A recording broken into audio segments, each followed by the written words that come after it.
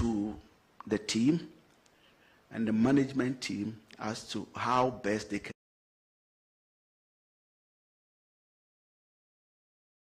The Chief of Staff of Ghana, Julius Reba, speaking there. Elsewhere, now let's hear from former Ghana and Juventus legend Kojo Asamoah, who has been discussing his childhood and why he ended up at Liberty Professionals then. Their style of play, and Liberty was one of the teams that had young players at that time. Let's say Kotoko had some of the young players in their team, but they were not a lot. But Liberty was like young lads, players. So I was just happy to go there and play. And then because of the talent being given, I never lacked when I was young. People would just come, give you jerseys. People would just send jerseys from abroad, boots. People would just will take you to their companies, give you money just for you to play for Accra Suffolk when you grow up, or Kotoko. So when I was young, I wasn't even asking much from my because most of the things were being given to me by people. Well, so that is former Ghana legend Kojo Asamoah, who played for Juventus and even Inter Milan at a point. Now let's shift attention to the UEFA Champions League, as it was goals harvested yesterday. And for Liverpool at Anfield, Arne Slot insisted he's confident of avoiding the sack. Despite trouble, Liverpool's dismal 4-1 defeat against PSV on Wednesday. Slot's side crashed into a 9th defeat in their last 12 matches in all competitions to leave the Dutchman under mounting pressure. No, I'm not worried. What I mean with that is that my focus is on other things than worrying about my own position. I try to analyze, try to help the players as much as I can, and it's obvious that I don't do it in the way I did that last season, because when you talk about individual errors, I think that's also something that, again, I need to do better, and that's what I'm trying to do every single day to improve the team, and that is where my main focus is, to be honest. Well, still on Arne Slot, he says that the main focus now is to focus on the other matches that Liverpool have, especially over the weekend. The only way to go is to go through now, and what I mean with that is, we just have to face where we are in and fight really hard, and would be nice if we don't every time get this knock of a goal we concede, because it's not only conceding a goal, it's also the feeling, I think, at least the feeling I have, and I think the players will probably have the same in our fans as well, that after 45 minutes you don't expect to be 1-1, you expect to be, and instead of being up 5 minutes after half time, again we concede, or 10 minutes, I don't know exactly, but so yeah, that's hard, but like I said, the reaction of the players, especially in the first half and after. Well, so that is Arne Slot speaking there. Now let's move to Emirates Stadium, because Arsenal sat home yesterday and trashed Bayern Munich by 3-1. In reacting to their loss at Emirates Stadium, Bayern Munich head coach Vincent Kompany said his team did well, but Arsenal deserved all the credit. The opponent, Arsenal, and I think in the end a deserved win for them. The first half felt like it felt to me like we could edge it. In the first half, you can't keep a team like Arsenal without threat for an entire game. But I felt that we had many. I think we had many reasons to go back in a half time and think, okay, if we come out second half and we improve a few things, we can edge it and we can bring it home. But it didn't happen. And they came out with, I think, more purpose, more sharpness on the simple things in the game. You know, of course, they've got always the set plays to shift momentum. They use it also very well to control the momentum of a game. But at the same time, in the things we did better in the first half, we just allowed them to gain control of too many phases of play. Well, so that is the voice of former Manchester City legend Vincent Kompany, and now head coach of Bayern Munich, speaking there. Now let's hear from the winning side, because head coach for the winning side, Mikel Arteta, has praised his players for their outplaying of Europe's best team, Bayern Munich 3-1 on Wednesday, to put Clare at the top of the Champions League table. I have to praise our players, because I think they had an incredible match against, in my opinion, the best team in Europe. And individually, we were immense to resolve all the challenges that these teams brings to the table. And after, yes, they know how hard we work to prepare for every single game. We know that the margins are super small. We started the week really well against the Spurs, winning here at home. Today is another massive victory, but that's it. Now go to home, have a nice dinner, and tomorrow morning we start to prepare Stamford Bridge. Well, so that is the joyous voice of Mikel Arteta speaking there. Now let's move to France, because Tottenham head coach Thomas Frank said the 5-3 Champions League loss at Paris Saint-Germain on Wednesday showed the identity of the team they want to create. Tottenham went ahead twice before succeeding for the second time this season after leading Paris Saint-Germain. They also lost in the UEFA Super Cup in August in a penalty shootout. Now let's hear the reaction of Thomas Frank. Pleased with the performance. It was the reaction I wanted from the players, from the team. Been working very hard on that. The players, the staff, me, to make sure that we responded well and bounced back, because that's crucial after a bad performance. Today I saw more identity of the team. We want to create much more character, personality, aggressiveness.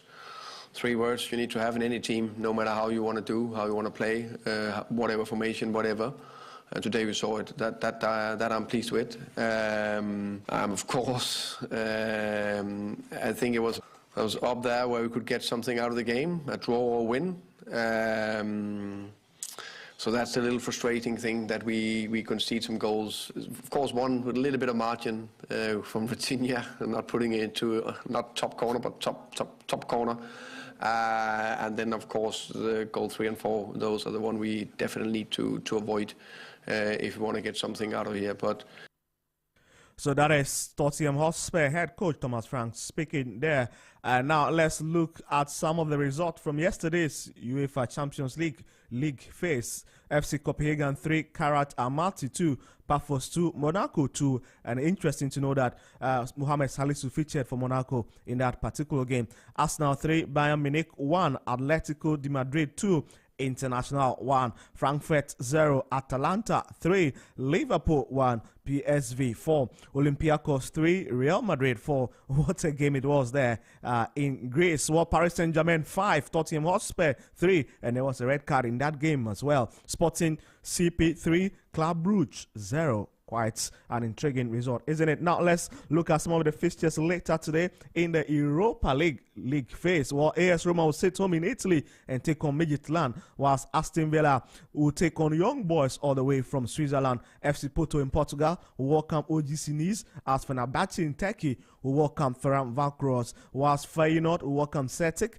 Lille will take on Dynamo Zagreb, as Ludogorets Ragrets will take on Celta Vigo. POK will take on Brann in that particular game. Victoria Plzen, where Combina Edu plays for, will take on Freiburg, whilst Real Betis in Spain will welcome FC Utrecht. Bologna will welcome Salzburg, whilst Sevilla Zvezda will welcome the Hungarian counterpart FC SB, whilst Go Ahead Eagles will welcome Stuttgart all the way from Germany. And in Belgium, it will be Genk that will take on Basel, whilst Maccabi Tel Aviv from Israel will sit home to Lyon, and Nottingham Forest will sit home at the City Ground to take on Malmo FF. Panathinaikos welcome Sturm Graz, as Rangers will also take on Braga in that particular fixture. And that'll be all for Sports Flash on the Business Breakfast on Zed. My name is Victor Kwao. Trust God and have a great sporty day.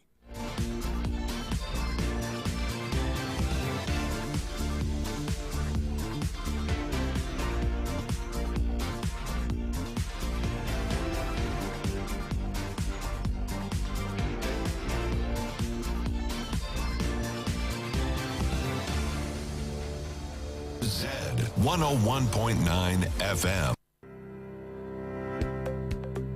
Lakeside Estate is calling all business owners, institutions, and HR heads. Want to give your employees more than just a paycheck? Give them a place to call home. At Lakeside Estate, we're making it easy for companies to support their staff with beautiful lifestyle choice and affordable homes through flexible payment plans, staff financing, and mortgage options. Whether it's a 2-bedroom starter home, 3 bedrooms, or a spacious family home, Lakeside Estate has the perfect package for your team. Strong structures, modern finishes, and a vibrant community all are waiting. Let's partner together to give a lifetime value for your staff. Call our sales expert on 050-141-8622 or 050-859-8931 or visit lakesideestate.com. Lakeside Estate, quality homes for all.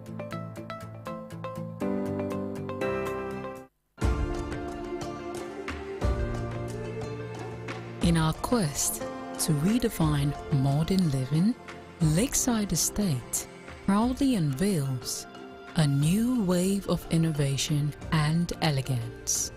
Introducing the all-new Starfish, our redesigned 3-bedroom home crafted for today's modern family. Step into a space where functionality meets finesse. The Starfish features spacious layouts, sleek contemporary finishes, and sits within one of Accra's most secure and master-planned communities.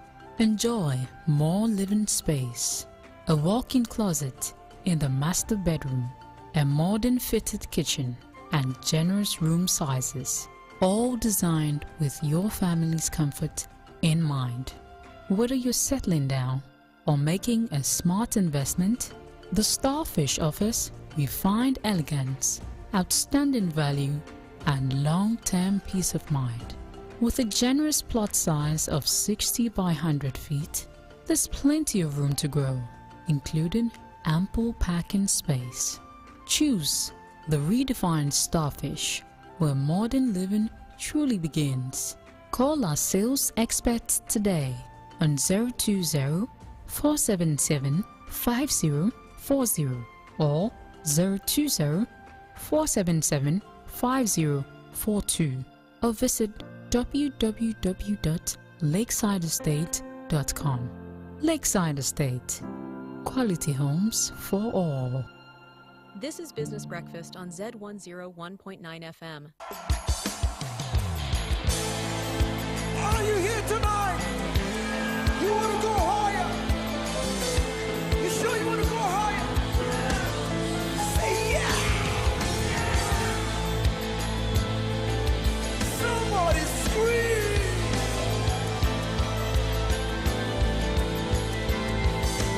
Clap your hands!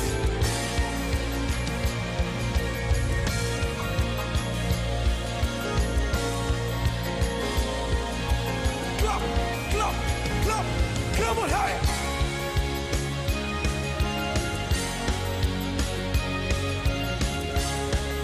Somebody scream! Jump, jump, jump, jump, jump! Jump, jump, jump, jump! Oh! You ready? Let's go! Higher, higher, higher, higher! We lift you high! Higher, higher, higher! Lift it higher! Let me see your hands up, up, up, say higher, higher, higher, higher, higher, higher, higher, higher, higher, energy, let's go, 1, 2, 3, 4, higher, higher, higher, push it up, higher, higher, higher, what is your name up, what is your name up, higher, higher, higher,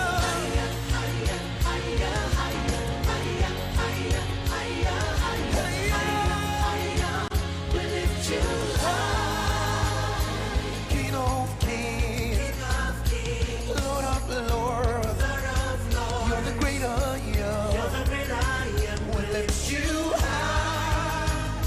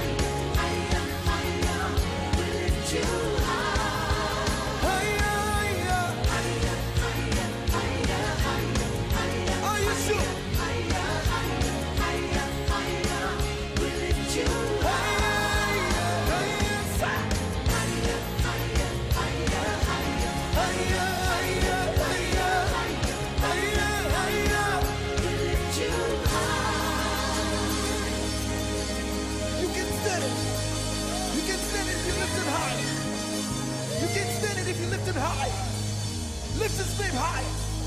Lift his name higher. His name is bigger than Buddha. He's bigger than demons. His name is Jesus. Higher than everything. Higher than cancer. Higher than prostate cancer. Higher than disease. Higher, higher. Lift his name higher. Lift his name higher. Every knee bow at the mention of his name. Every tongue confess that he's Jesus. Every knee bow. Every knee bow. Every knee bow. Higher, higher, higher, higher. This is Business Breakfast on Zed 101.9 FM. This is Business Breakfast on Zed 101.9 FM. Every knee must bow. At the mention of his name, every tongue confess. All right, exactly 33 minutes after 7. This is a Business Breakfast on Z101.9 FM, your lifestyle, leisure, and the business platform. And that was Higher by Pastor Kofi. Very powerful tune right there. And of course, you heard the Sports Flash with Victor Kwao, and also business news with Lois Amano. Right about now, we get into our business brief segment for today. Please stay tuned.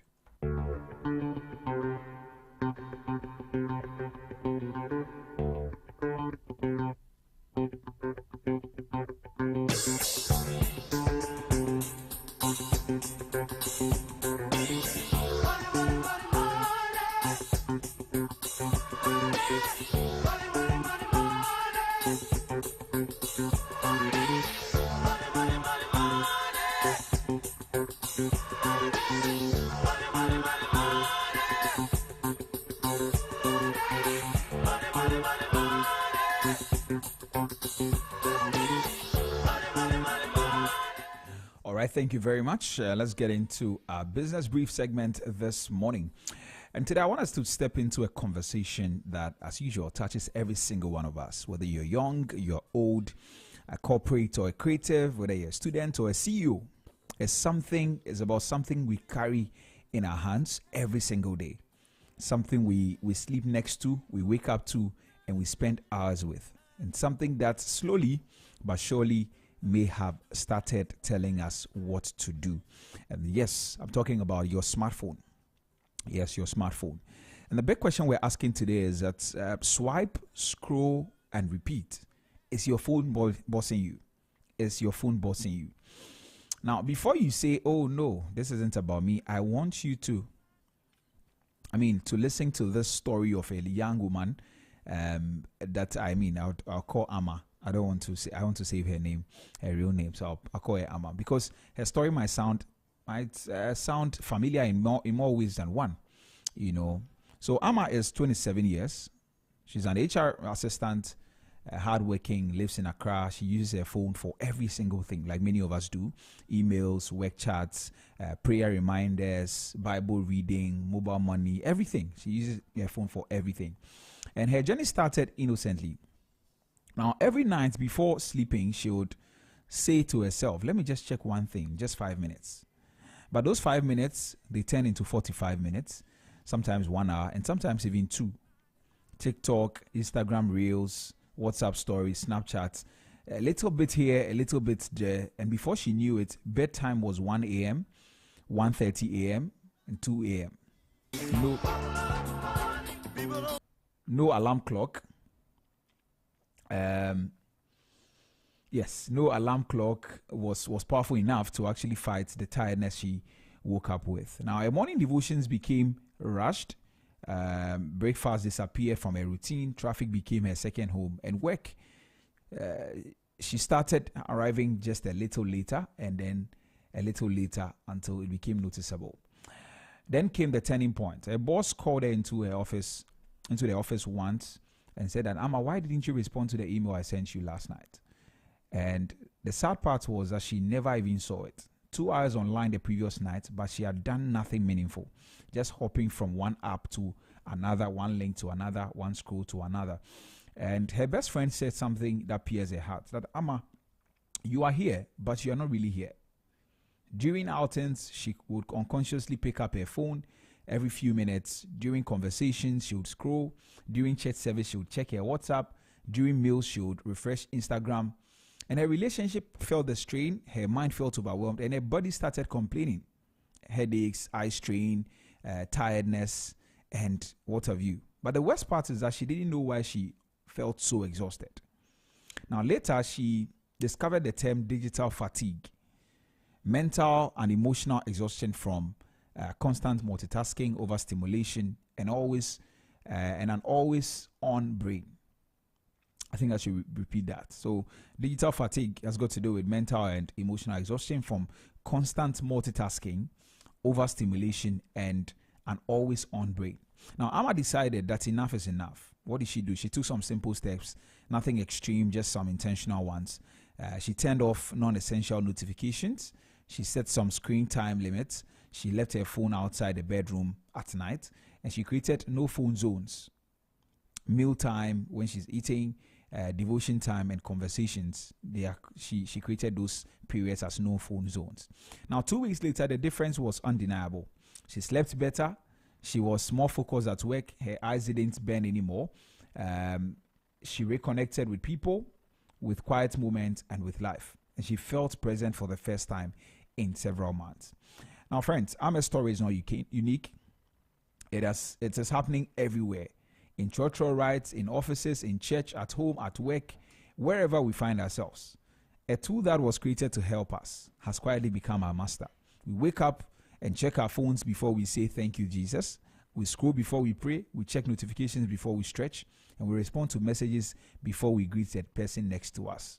And some of us have reached the point where the phone is the last thing we see at night and the first thing we touch in the morning.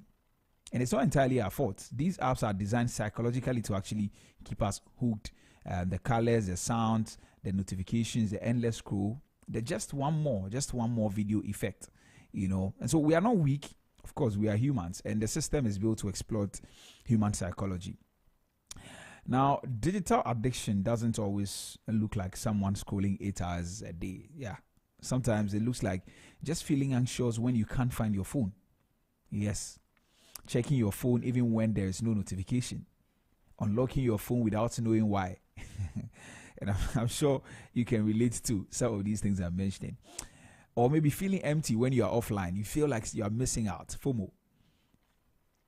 Scrolling while people are talking to you, watching videos during meals, losing track of time on TikTok, feeling exhausted without doing anything productive. Some of these things are the things that, this is actually what digital addiction looks like sometimes. And some of us are addicted, but we call it, I'm just checking something on my phone.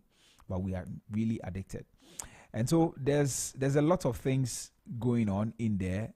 There's the mental bit of it where we're getting shorter attention span and a host of other things. I don't want to give too much away like always, but I want to ask you, are you using your phone or your phone is using you? Is your device your assistant or has it quietly become your boss? And does your phone wait for you or do you jump every time it buzzes? And who sets the agenda for your day? Is it your mind or your notifications? And who determines your sleep time? Is it your body or your scrolling habits? These are questions that you have to grapple with. Now, I won't go deep, like I said, into the strategies because that's what our roundtable this morning is going to tackle. But I'll give you a teaser. The power is not in your phone. The power is in your habits. Your phone is not a problem. Your relationship with your phone actually is a problem. And so on our roundtable discussion this morning, we're going to explore or break down how to stay or how to set healthy boundaries, how to train your brain to focus again, and how to use your phone without letting it control you, and how to even reset your mind from constant digital overload. And of course, how to build a healthier, happier digital life. But before we get there, I want to still leave you with some questions. When was the last time you went 1 hour without checking your phone? When was the last time? Do you sometimes feel tired even if you haven't done much? Do you sleep with your phone next to your pillow? Do you panic when your phone battery hits 5%? When someone is talking to you, are you truly present? Are you missing some real moments because you are too busy scrolling? Yeah.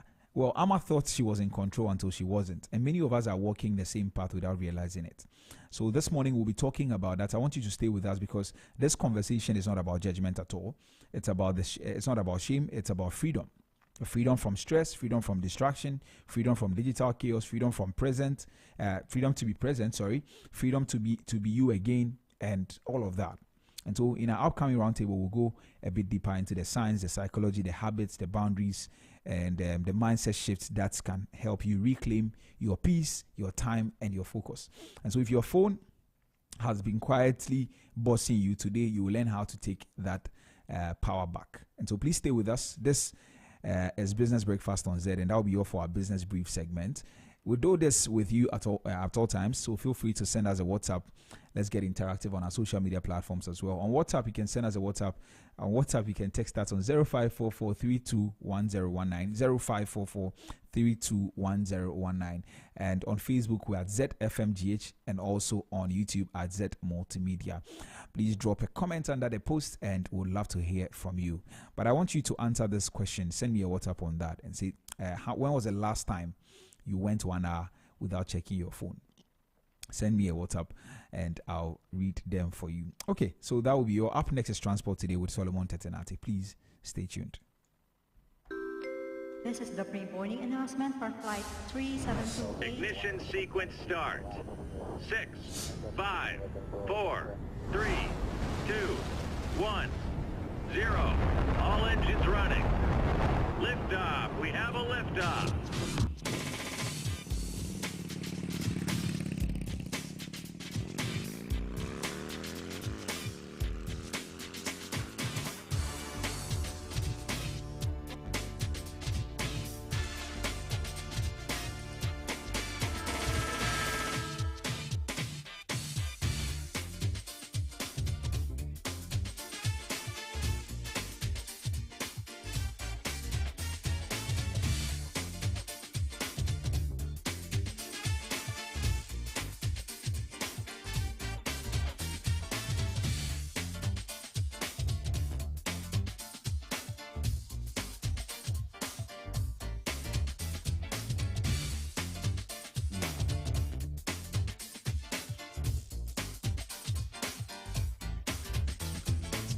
All right, thank you very much. You're still tuned into the Business Breakfast on Z101.9 FM with me, Nee Trebi Hammond. Solomon Tetenate is ready to bring us transport today. Solo?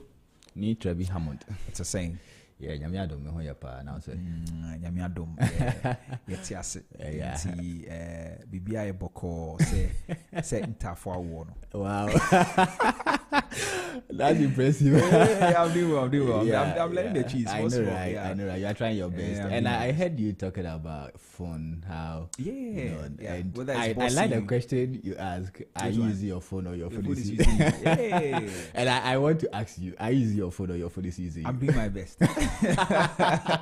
But I think it's very important conversation, and I think people need to learn how to be disciplined in terms of these things, because in fact, if you don't take care, you are going to spend all your life scrolling. Watching videos, laughing, and waste your time. Absolutely. Sometimes I remember I was talking to someone one time, and I told the person I'm going off social media for a week, and she was like, "Wow, can you do that?" And it looks novel to her, like something that cannot be done. And I was like, wow, this is serious. Just a week, because sometimes even a month I can go off. And, I've been off social. I think the longest I've been is like 3 months. Towards the end of 2023 into the new year, I was off. Like I just needed time to focus on my life. And it comes with some peace and like serene mind. You have nothing to, but like you are out of chaos. Yeah, that's true. It is like. And I think people should be practicing that. Absolutely, yes.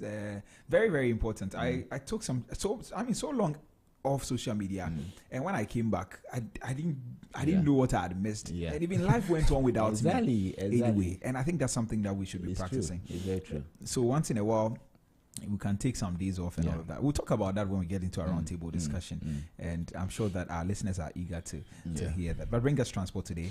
All right. So it's time for transport today. I'm taking you through the local flight schedules for today. We also look at the traffic situation, in town, and then some stories actually trending in the transport system. But let me start with the flight schedules for today, and I'm starting with Passion Air Accra to Kumasi. So Passion Air Accra to Kumasi morning schedules are 6:20 a.m. and 11:20 a.m., 6:20 a.m. and 11:20 a.m. Afternoon schedule, is 1:50 p.m. and then evening schedules are 7:20 p.m. and 7:40 p.m. and it takes 40 minutes to get to your destination. Accra to Takoradi Passion Air morning schedule is at 8:50 a.m. and then afternoon schedule is at 4:40 p.m. and it takes 50 minutes to get to your destination. Accra to Sunyani Passion Air has only one flight available for the day at 9:30 a.m. 9:30 a.m.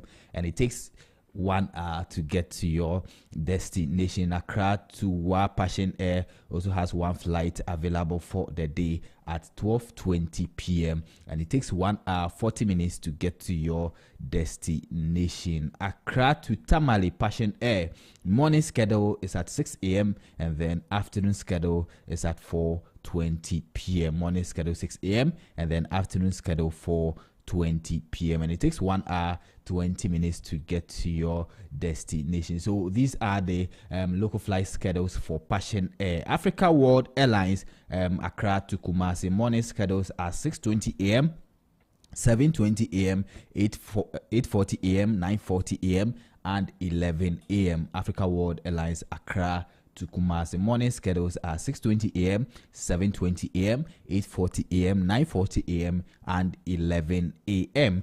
Afternoon schedules are 1:20 p.m., 2:10 p.m. and 3:10 p.m. 1:20 p.m., 2:10 p.m. and 3:10 p.m. and then the evening schedule is at 7 p.m. and it takes 40 minutes to get to your destination. Accra to Takoradi Africa World Airlines morning schedule is at 7:20 a.m. and then afternoon schedules are 12 p.m. and 4:30 p.m. 12 p.m. and 4:30 p.m. and it takes 40 minutes to get to your destination. Accra to Tamale Africa World Airlines Accra to Tamale morning schedules are 6:30 a.m. and 9:30 a.m. 6:30 a.m. and 9:30 a.m. Afternoon schedules are 12:30 p.m. and 3:30 p.m. 12:30 p.m.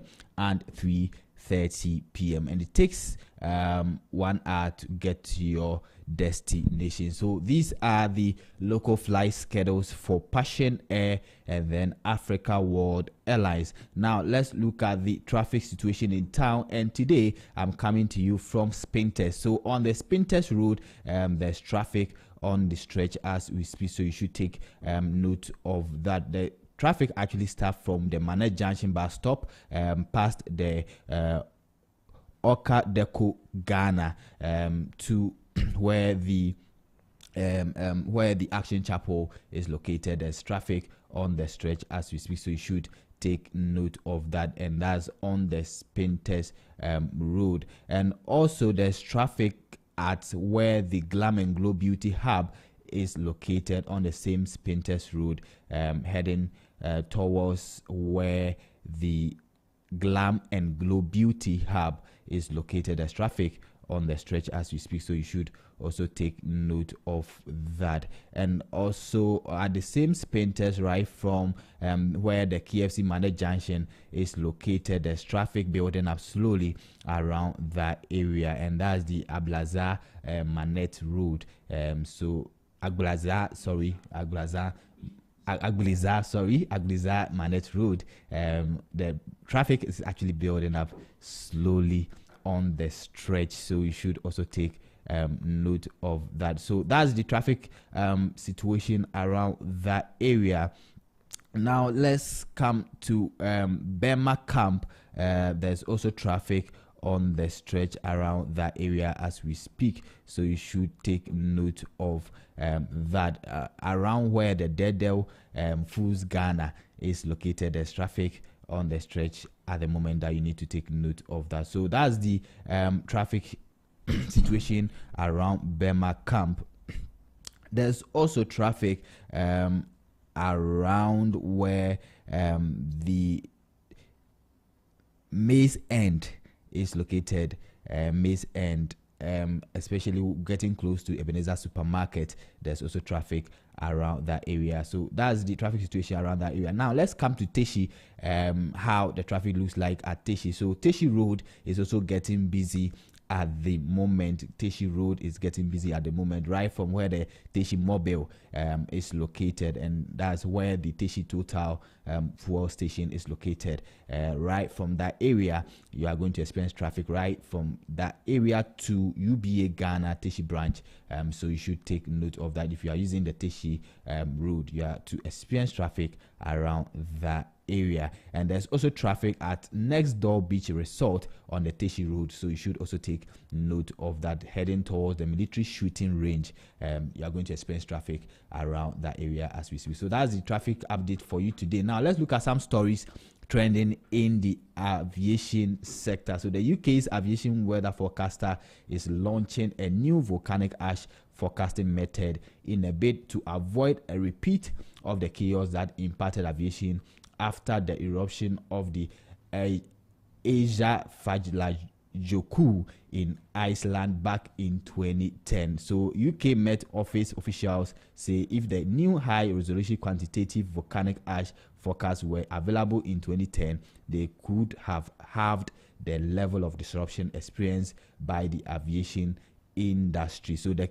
QVA forecast provide ash concentration data for 12 slices of the atmosphere from ground level up to 60,000 feet, as well as probability forecast, which will indicate the likelihood that certain ash concentrations will be exceeded. And so that's coming from the UK's aviation. And also, a ground-based staff member has been tragically hit by an American Airlines Boeing 787 while taxiing towards the gate at Dallas Fort Worth International Airport.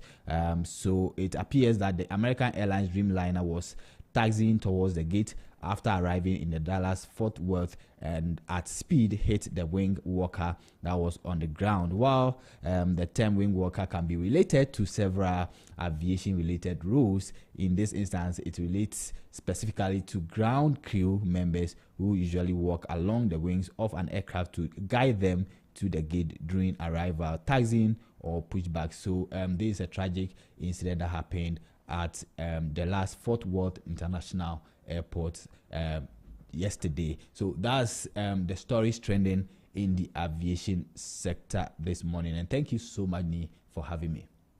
All right, thank you very much, Solomon Tetenati, for bringing us transport today this morning. The show continues. This is Business Breakfast on Zed 101.9 FM with me, Ni Trebi Hammond.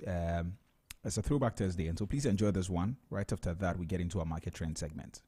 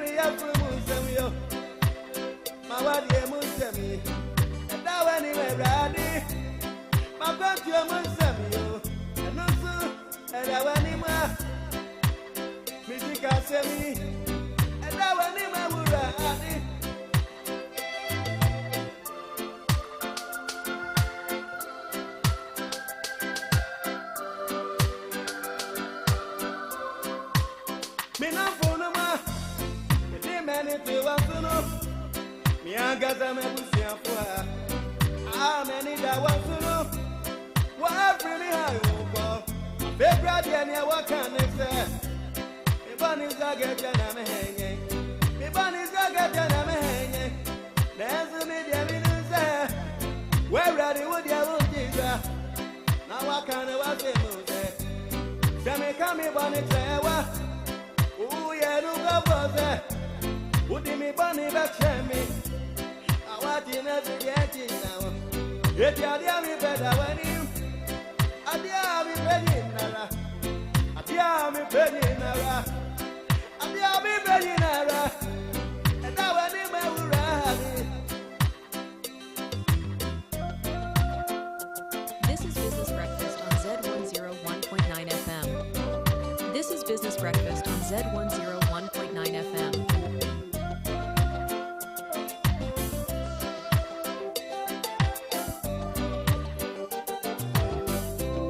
Everybody wants to me, and my main fan who do me paso. Made me want to me paso, ma. I feel glad you're many my grassy. If you are the penny in a row, and the army penny in a row, and the army penny in a row, and that when you will rally, my will send you, and name my money who you. Men you must send me, and that when you may ready. Me a day, and also, and I went him. My Benjamin said me, and I went him. I will rap. I did. I did. I'm in Benina. I did. I'm in Benina. I did. I'm in Benina. And I went him. I will rap.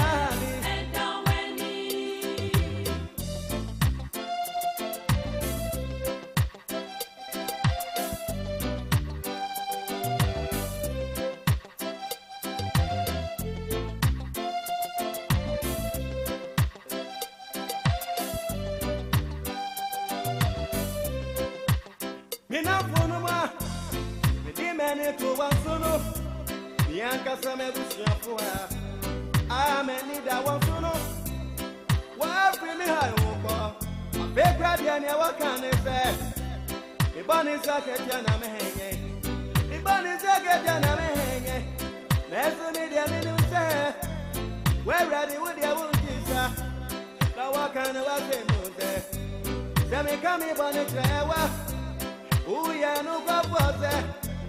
Me bunny better me. I watch him every day acting now.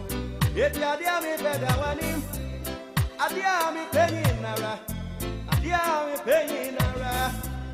I dear me penny nara. And now when him I will ready.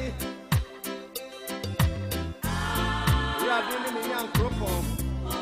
What's some extra me say? You know they hear them. I said they hear that up to me.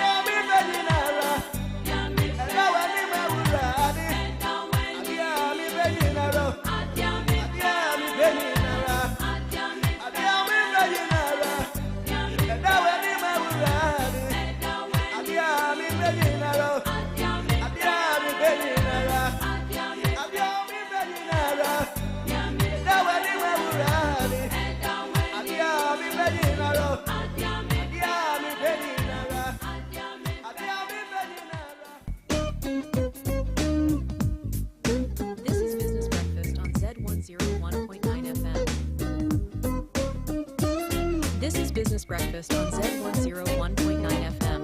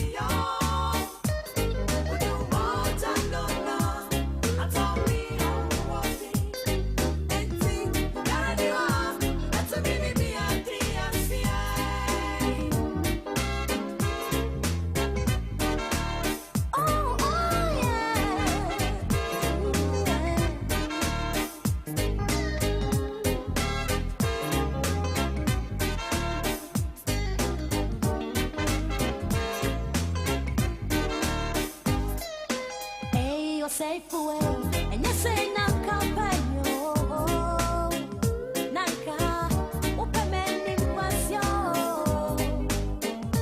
ashiasia, enimi kwampo, naka upemi owo,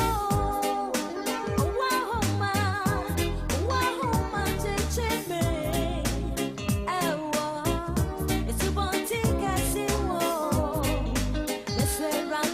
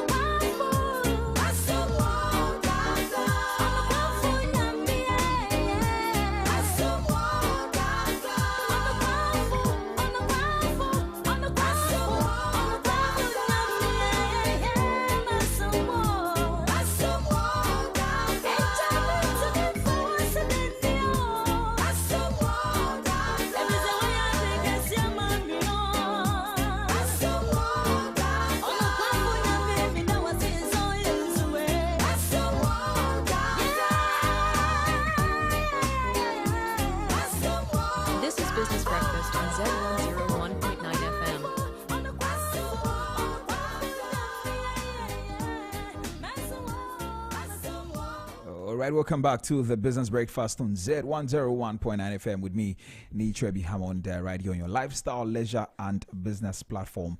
And it's about time we get into a market trend segment this morning. But the song in the background was Daughters of Glorious Jesus on Okwafunyame.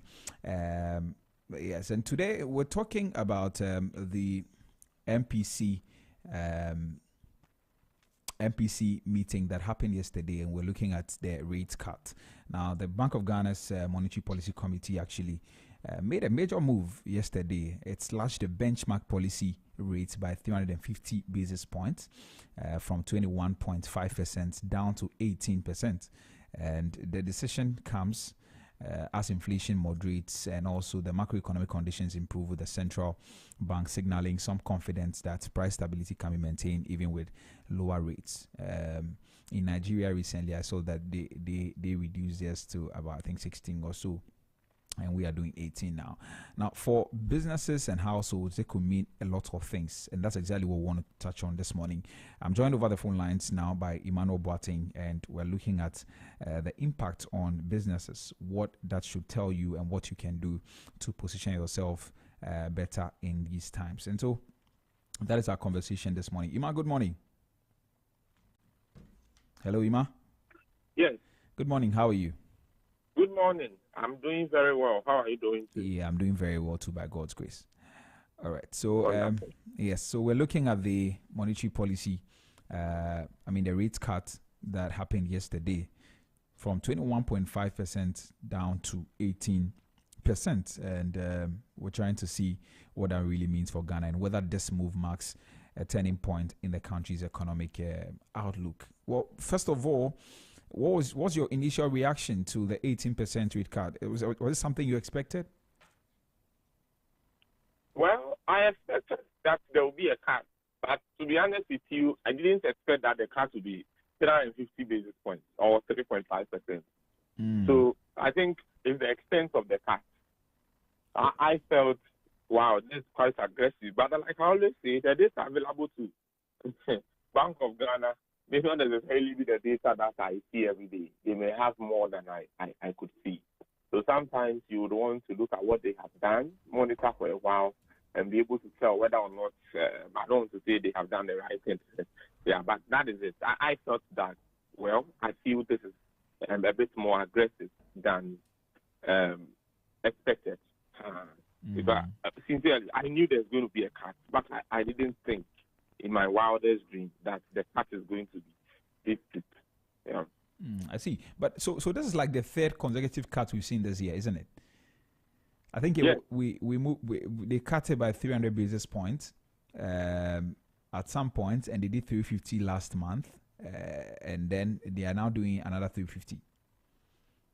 Yeah, I think so. That is because in January, the monetary policy rate, I think I'm trying to remember what it was, but it was a bit high.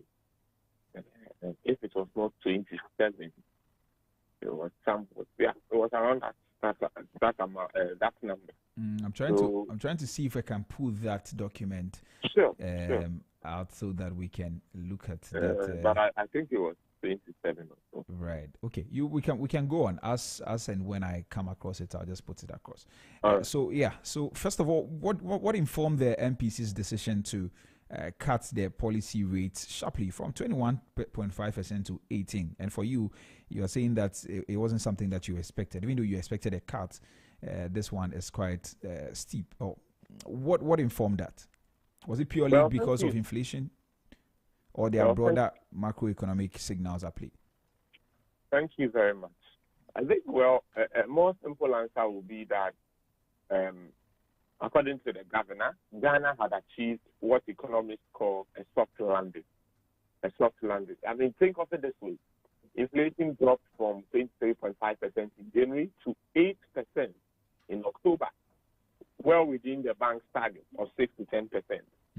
Now, the cedi also appreciated about 32.2% against the dollar this year. And we've built reserves of about $11.4 billion, which is 3.8 months of import cover, approximately 5 months, something we've not seen in a very long time. So the committee saw that with inflation under control and the real interest rate still quite high, they could afford to ease the policy rate in order to support businesses. You see, and so for me, in my mind, I think largely that accounts for why the policy rate has been reduced. You see, and it's like easing your foot off the brakes when you successfully slow down the car. You see that? So that is generally how it looks like. When you get into the MPC press briefing that the governor gave, there are some key points out there. One of which he begins from the global context that growth has held steady despite major shifts. You see, and he credits that to easing financial conditions and fiscal stimulus in many countries. I remember in the past, the policy briefing is up, one of the things you hear is that the headwinds in the global context is not favorable, and as a result, we are increasing the rate. But the situation we have on our hands today is actually the reverse. The reverse to the extent that the external macroeconomic environment, the global context, is not having adverse impact on us. And on the domestic front, our growth is still gaining some momentum. We see the GDP outspend of about 6.3% in the first half of the year, and the monthly indicator of economic growth, which was recently released by the Ghana Statistical Service, also points to a provisional 5.1% of GDP growth in August 2025, compared with 4.9% the same period last month. So, and I mean, I think we spoke about this: services, agriculture, driving the growth, on and on and on and on. So, largely, domestic front, global front, I think conditions have been largely favorable. And for me, I think it explains why there has been a rate cut. And for us, need to be sometimes, although we say it's aggressive, we are looking at a number of things, because what this means practically will be that borrowing costs will be lower. People will be borrowing more money. And I'm still saying that we stayed in this year from January to December. It is getting to Christmas that loans are getting cheaper. That's rather interesting. But that is what we have with us. I see. All right. So I've been able to pull the document out. And so, yes. From January, yes, you were right. It was 27% in January. And then in March, it moved to 28. So it went a bit higher in 28. And then it was maintained in May this year. And also in July, when they cut it by 300 basis points. And so it came to 25%. And then in September, it came to 21.5, and now November 18.5. So yes, I was also right when I said that this is a third consecutive cut that we have seen. But January was 27, right? Yeah, January was 27. Yeah. So it's 27 to 18. That's like 9, right? Yeah. Yeah. So it's been cut by 9% this year. This year. Right. Okay. Anyway, so first of all, I also want to know, is this rate cut a sign that the central bank believes Ghana has entered a stable, low inflation environment, from what you will say? Yes, I think so, but with a bit of caution. You see, the bank projects inflation will settle between 6 to 10, or even in the worst case, in some cases 6 to 8% by the end of the year, and remain stable in the first half of 2026. These are the governor's own words. But what really gives the central bank confidence?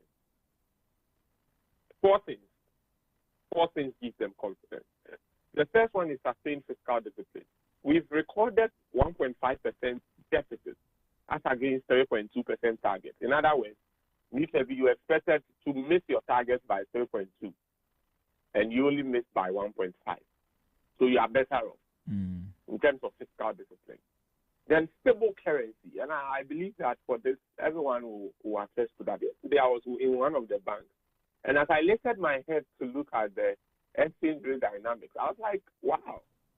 Early this year or just towards the end of last year, when I was here, these numbers, some of them were in their 20s. All of a sudden, some have become teenagers. And some are not even teenagers. They are 11. You see, it's quite interesting. And we must recognize that stability. So this is not just something on paper, but really it's what is out there. So there has been fiscal discipline. We've seen stable currency. Of course, people may argue they were pumping dollars into the economy and what have you. That also has its implications, but that is not the discussion. What is there now is that the currency has been stable. We've also seen improved food supply, at least in our inflation numbers. We've seen improved food supply has been one of the reasons why it has been well anchored. Of course, through increased productivity, but also the season, in terms of the rainfall patterns we've seen over the past 3 months, have all contributed to this. And I think inflation expectations have been well anchored from businesses and consumers. And that is really good. I don't think today we go around and people think inflation is going to go up in the next month. I think generally the mindset people have now is even that inflation may even come further down, or it will still be around the same bandwidth we've seen it in recent times. And that is very, very important. As much as inflation is important, the expectations on inflation is also very, very important. Because what people expect inflation to be in this country actually influences their pricing mechanism. When people do not trust that, so for instance, let's use the exchange rate for instance. When people do not trust that the 11 we are seeing is the actual price, you know, many a times they don't even want to change their prices because they think it will come back. Yeah, it will that's come true. back. Yeah. And with food prices, for instance, when you go to the market and the government is saying that prices have come down, etc., they will say, "Oh, David, so they are not able to change. But once you're able to anchor their inflation expectations towards a certain downward trajectory, then you have made some gains. But I must state that this cut is not a declaration of absolute victory. No. I think the central bank has emphasized that they will continue to monitor development and that global uncertainties and domestic risks still remain. Okay. Let us not forget that needs to be a chunk of money that enter into this country comes from elsewhere. And interest rates elsewhere, for instance, in the United States, has implications for foreign direct investment in this country. When it goes up, it has an adverse effect on us. When it comes down, it has a positive effect on us. Global economic uncertainty has a significant threat to our economy. At least COVID taught us that. At least Russia, Ukraine, although the bullets didn't land here, we saw some effects here in Ghana. Yeah. And I think that overall, cocoa prices, oil prices, gold prices play an important role for this economy. When we asked what has been anchoring the performance of our currency, I think one of the things the government states to us is the influence of the gold board. And that is gold, exports of raw gold.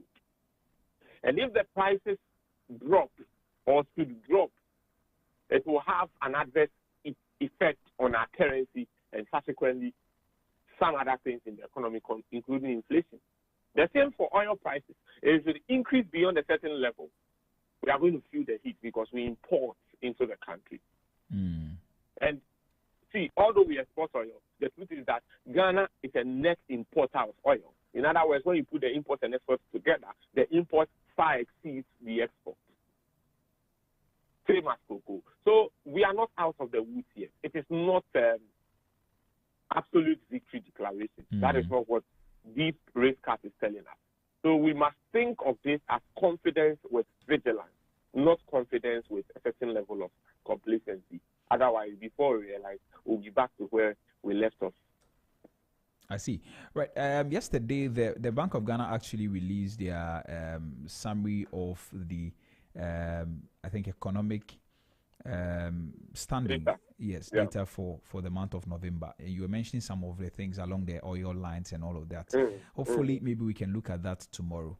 God willing, we can talk a bit about. I thought you wanted me to. Oh, not get now. Yeah. Because I always like to enter there. Right. We have seen that data too. So some very interesting things in there.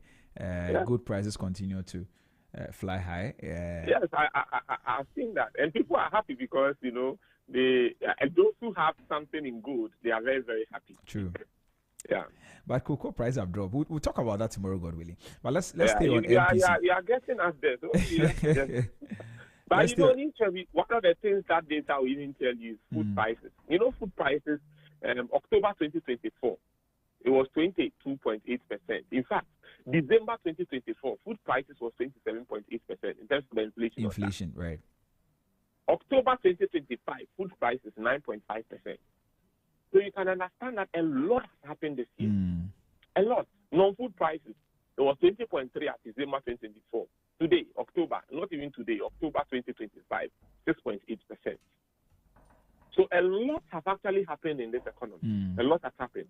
And, okay, you said tomorrow. So yes, we'll touch on that tomorrow, God willing. Let me save the best wine for the last, right. So now we're seeing that, I mean, of course, the policy rate has been cut to 18%. And you are saying that one of the things is the inflation, the CD, and all of these things. But what immediate impact should businesses and households expect from this reduction in the policy rate? Because some people say that all the time we hear of rate cuts. How does it even affect us? Oh, it affects us in many ways. But let me start off from the baseline one. In terms of reducing the cost of credit for the private sector, that is a very important point. And I've said it here before, that anytime inflation falls by 1%, the Ghana reference rate, which is the benchmark rate that determines or drives the lending rate in Ghana, also falls. I don't know if you remember that. Yeah. So I think that we should be able to acknowledge that the fall in the inflation. The fall in the monetary policy rate will have implications for that. But I mean, more to the point,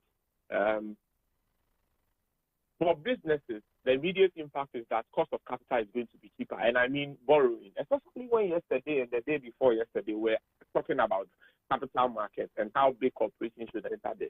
What we are going to see generally is that prices of loan are going to come down. When I say the price of loan, I mean the interest rate that is charged on loan. The central banks charge you when you borrow from them.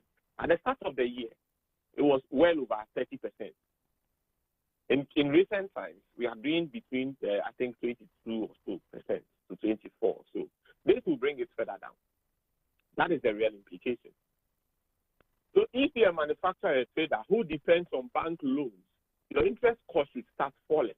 We've already seen lending rates fall from 30.5 to 22% year on year, which was the point I was making.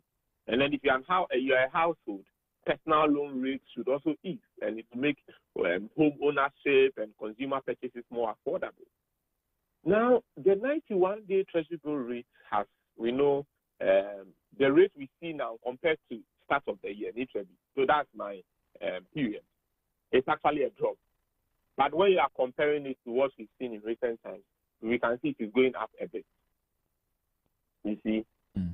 So our returns even on the T-bill market has also dropped. It will be lower. Our borrowing will become more accessible. So that is generally what it means. The practical effect is that if a small business was paying like 28% on a loan, you could see that fall to about 20%.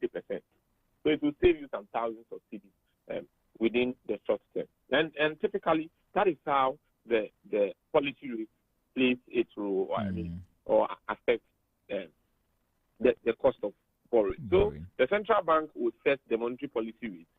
Commercial banks typically borrow from Bank of Ghana and they lend it to others.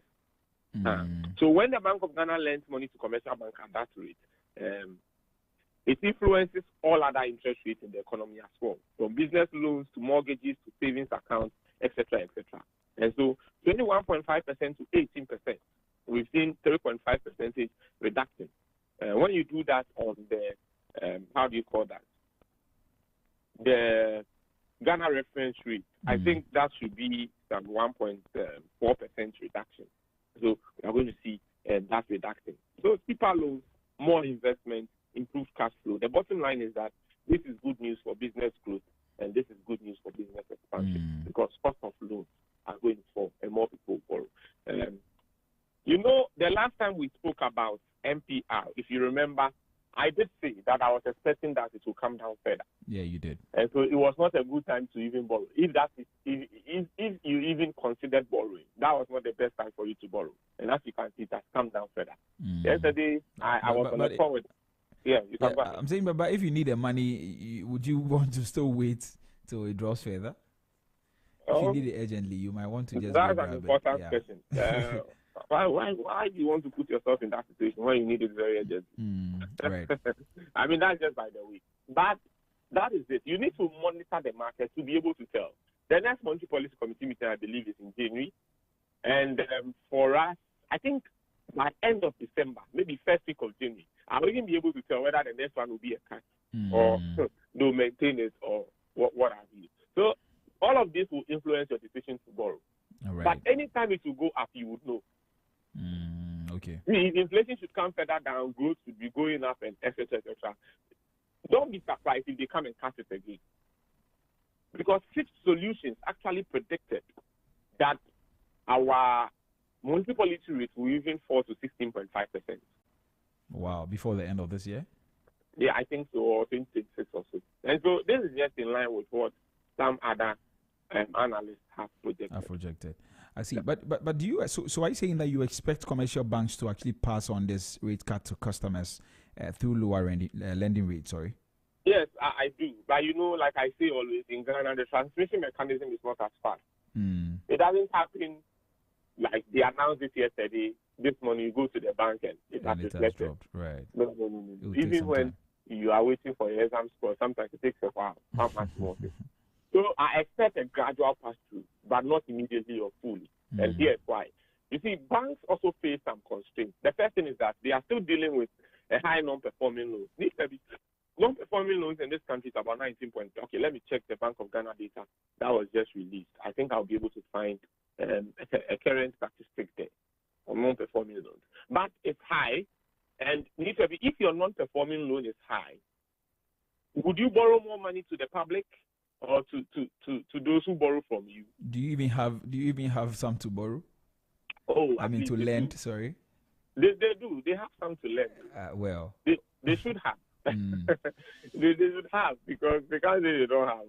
But people are not paying their loans. I mean, they are not servicing. You see, so this is how they create the loans. They create the loans out of people's deposits in the bank. So once there's liquidity in the system, they're able to create loans. Asset quality, non-performing loans. Yes, I was right, 19.5% as of October 2025. Of course, someone would argue that, but it used to be worse than this because in December it was 21.8. This year, non-performing loans have gone from 22.6 to 23, 21, 20, 19. So that's how far we have come. But it's still not good because 19.5% non-performing loans is terrible. It's terrible. These are persons you've lent money to who are unable to pay. They've defaulted on their loan obligations. That is the whole point. Now, with your non-performing loans at 19.5, monetary policy has been eased. If you ease it aggressively and more people come and borrow and they don't get money to pay back, you see that it has implications for your non-performing loans again. Yeah. So they will price in that risk because the non-performing loans affect the asset quality. It's a risk that the banks face, and they will have to they will price that. You see that. Secondly, some of the banks need recapitalization, and so it makes them a bit cautious. And let's not forget that banks in themselves also have operational costs. That won't disappear with rate cuts. The rate cuts are not going to take away the operational costs. And so all of those things will play a role. But, of course, I say Ghana reference rate is there. T-bill is influencing it. Monetary policy rate will also influence it. And in the end, that will be the benchmark against which the banks are going to play. However, I think competition will force their hand. So as interbank rates have fallen to 21% from 27.7%, banks with strong balance sheets will compete for quality borrowers by offering better rates. You see that? Yeah. And my advice to borrowers is that, see, negotiate aggressively and compare offers across multiple banks so that you know you are going in for the best deal. And literally, I said that, yes, non-performing loans is 19.5%. But if today I try and analyze the non-performing loan for each bank in Ghana, it will not be 19.5%. There is heterogeneity in the non-performing loan rates for each of the banks. It's different for each bank. The ratio is different. But, of course, for the industry, it's 19.5. So some may be up higher than that, and some may be lower than that. And so you would understand that the pricing of that risk will be different across the banks. And subsequently, the cost of borrowing or the cost of lending money to businesses, to individuals, and other economic agents will differ across banks. And that is why my advice is that negotiate aggressively and compare offers across banks before you borrow from any bank. Right. So what does this decision mean for the city? I mean, could lower policy rates actually trigger some depreciation pressures, or maybe will some fundamentals keep the currency stable? Well, I think that, in my opinion, the currency stability, first of all, I have to acknowledge that it's not all that there is to the economy. And I've been saying this time and time again. In Ghana, I see that a lot of our attention is spent there. And sometimes I'm not too happy about it because Ghana is bigger than cedi dollar. And let's not forget that what we need is what we are having now, a stable currency. We don't really need a depreciating or appreciating. It's not like the point I want to make is when your currency is depreciating, we must all agree that it's good for anyone exporting. When it's appreciating, it's good for anyone importing. And so, yes, the cedi should remain stable or even strengthen further in the near term. And the reason is that the fundamentals supporting it are solid. What are the fundamentals that are supporting the cedi? $3.8 billion current account surplus, and it is driven by gold and cocoa exports. And you were telling me something about the cocoa prices, but hopefully tomorrow we'll get into that. Strong remittance inflows of about $6 billion and growing reserves. Now we are doing 4.8 months of import cover. You see, so that should tell you that it's like the backbone of the city is strong so far. And so we don't expect it to behave like it behaved some time ago. Now, the concern about lower rates causing depreciation is valid. It's valid. It's supported by the theory. You know, lower rates can reduce foreign investment appeal. But you see, Ghana's interest rates at 18% still remain attractive relative to global rates. Plus, when you look at our structural improvements, fiscal discipline, debt reduction from 61.8% of GDP to about 45% of GDP, these are also important than the policy rate for currency stability. I just want to check what our debt to GDP ratio is according to the summary data that the Bank of Ghana released 2 days ago. Or if you have that number, you can also help me with it. No, I don't have it readily. Quote the accurate number. Yeah, so total debt to GDP as a percentage of GDP is 48.9% at the end of October. So I don't think I was far away from that. I said 45% of GDP. Okay. So 48.9. Yeah, let me quickly correct that.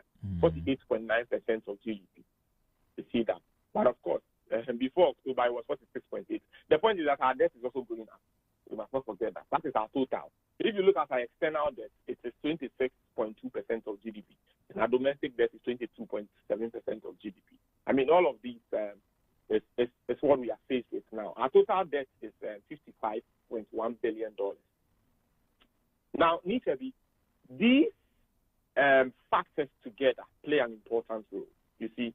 And investors will not only look at our policy rate.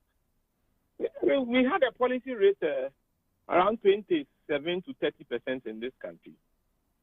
When the debt stock was terrible, not only terrible, we also had, as it were, high inflation. And investors didn't want to invest in Ghana. You know why? Although we had a very high policy rate, in other words, interest rate that will attract investors, the risk was very high. So what I'm only trying to do is to shed light on the risk. Because not only would investors look at the returns, they'll look at the risk-return dynamic. You don't only focus on returns. If you focus on returns, given any level of risk, you are not being a rational investor. And like I've told you, all investors are rational economic agents. They'll choose a combination of, as it were, any asset that will give them the optimum level of satisfaction or the optimum level of return. And so they'll look at the risk. So I would, for me, to make a determination on this matter, I would watch the first quarter of 2026 closely for any portfolio investment outflows for me to be able to talk about this more clearly. So for me, I believe that the city should still remain stable and even strengthen given the current conditions prevailing in the Ghanaian economy. Right. Okay. I'm looking at our time. We just have some few minutes to go, but maybe we can touch on these ones and then we can go. I want to know, how does this align with, this particular move align with our IMF-supported program and fiscal consolidation efforts? Is the rate cut consistent with the broader macro framework? Thank you. I think it aligns perfectly well. The rate cut comes after Ghana demonstrated exceptional fiscal performance. We beat our deficit targets. I told you that earlier in the discussion, 1.5% target, and that was the actual, as against a target of 3.2%. So 1.5% actual as against a target of 3.2. So, and we achieved the 1.6 primary surplus as against a 1% target. Of course, people don't celebrate that too much these days because we've been getting a lot of primary surplus over time, but that is not all we need. Now, Nisebi, the IMF program emphasizes both price stability and growth. So with inflation at target and growth momentum strong, I think the growth is showing about 9.6% growth. The CIEA, the Ghana Statistical Service, now the monthly thing that they have been doing. Why did I even say monthly thing? The monthly growth forecast that they have been doing. So the bank can support the real economy without compromising the program's credibility. Sometimes the IMF program sort of places restrictions on the government on a number of things, and I'm sure you are privy to some. People you can employ, some things you can spend on, etc., etc. We've seen this in the past. Albeit that the program itself wants to engineer growth, it wants to ensure that you are spending on the growth-enhancing sectors of the economy. But, Nisebi, I say it's time without number. Why should the IMF be the one to... It looks like, and it's true, the data proves it. It looks like we only, in quotes, behave properly when the IMF is around. And when they are no more, we behave in some other way. And we've been with them, the last time we analyzed, I think we've been with them, if Ghana, how many years after independence? I've even forgotten. 6th of March, 1957. So... We've been 68 years, right? Yeah, 68. And I think we spent about 44 or so with the IMF. We spent less time managing ourselves. Sometimes it's just sad. And I think it's actually a success story of the IMF framework working. But I am part of those who say that there is no single economy in the world that the IMF has transformed. There is none. Look at all the countries around to the IMF for external credit facility and support. There is none that the IMF has transformed. And I make this point because if you truly want to transform your economy, the IMF will not do that for you because they've never done it. They don't have that on their CV. You have to do that yourself. Any economy that has transformed did that on its own. It never depended on the IMF because the IMF does not have the prowess to do that. And I'm saying that because they have not done it before. And they've been in existence for so long a time. And so we need to manage our own affairs. We need to do it well. We need to look at the country, Ghana, and decide where we want to get to and take the right steps now. See, the point is, we know we've gone through it through and through. There are people that, if we decide to transform this country, will be hurt. A chunk of which are in the political class. And that is the price we have to pay to transform this economy. And I believe that until we're able to take that bold step, we'll still be going in this cycle. And we'll never get out of the way. Right. Okay. Anyway, so let's touch on this one as well. So I want to also know that do you foresee this actually stimulating, this rate cut actually stimulating private sector credit growth? And if yes, which sectors you think will stand to benefit the most? Thank you. Private sector credit already turned positive. It grew at 5.4% in real terms in October, after it contracted about 7.4% in May. So already it's positive, you see. Lower rates will accelerate this recovery. And let me demonstrate that. You see, the sector that will benefit the most, manufacturing and agro-processing. And it's also so because many have been arguing for these sectors. These sectors need working capital for raw materials and can immediately benefit from cheaper credit. So they are going to benefit. Construction and real estate. Lower mortgage rates will boost housing demand and property development. So manufacturing and agro-processing, construction and real estate, SMEs in retail and services. You know, they often face the highest borrowing cost. So any reduction has outsized the impact of that on them. And I think import-dependent businesses with stable CD and lower interest costs, their total financial burden will drop significantly. So mainly manufacturing, agro-processing, construction, real estate, SMEs in retail and services, import-dependent businesses, and of course many other areas. But these are key. All right. So finally, do you see, looking ahead, do you see further rate cuts on the rising, or is 18% the bottom for now? And maybe what indicators will actually, will the MPC be watching most closely in the coming months? Okay, let me say it this way. I expect at least one more cut in early 2026, possibly to 16 or 17%. So that is to say 100 to 200 basis points cut. Okay. In the first quarter of next year. Right. I think another cut is likely. Now, when it comes to exchange rate stability, any sustained cedi weakness could cause further cuts. So if we see any weakness in the cedi, I'm sure that they would rather maintain the policy rate than cut it. Because otherwise you'll be going through a reverse process, and that's not what you want. The third thing has to do with credit growth and economic momentum. See, if lending picks up strongly and growth stays above 5%, I think that the Bank of Ghana can afford to ease further. The January 26 to 28 Monetary Policy Committee meeting, in my opinion, will be very critical. The bank seems, when I say the bank, I mean the central bank, they seem comfortable that the risks have moderated, but they will be data dependent. That's what they told us. Okay. For instance, global factors, especially oil prices and trade tensions, would also influence timing. My projection, we end 2026 with policy rates around 15 to 16% if current trends continue. I don't think that even if the current trends continue, we are going to see aggressive cuts in the year 2026, no. Because when you even look at our budget, it doesn't say that, so for instance, inflation is going to get to around 3-4% or 5%, no. We look at our medium-term target, it's still 6 to 10%. That is still where we are. Look at our growth projections amongst other things. So it looks like maybe this is the period where we are going to experience a lot of the cuts. Until something unique happens, which, of course, some of us will look forward to because we are in this economy together. I don't see a lot of cuts in the coming year. Yeah. All right. Ima, thank you very much for your time. I'll let you go now. Hopefully we can have some more conversations. Hopefully we can look at the data that was released, the economic and financial data that was released yesterday.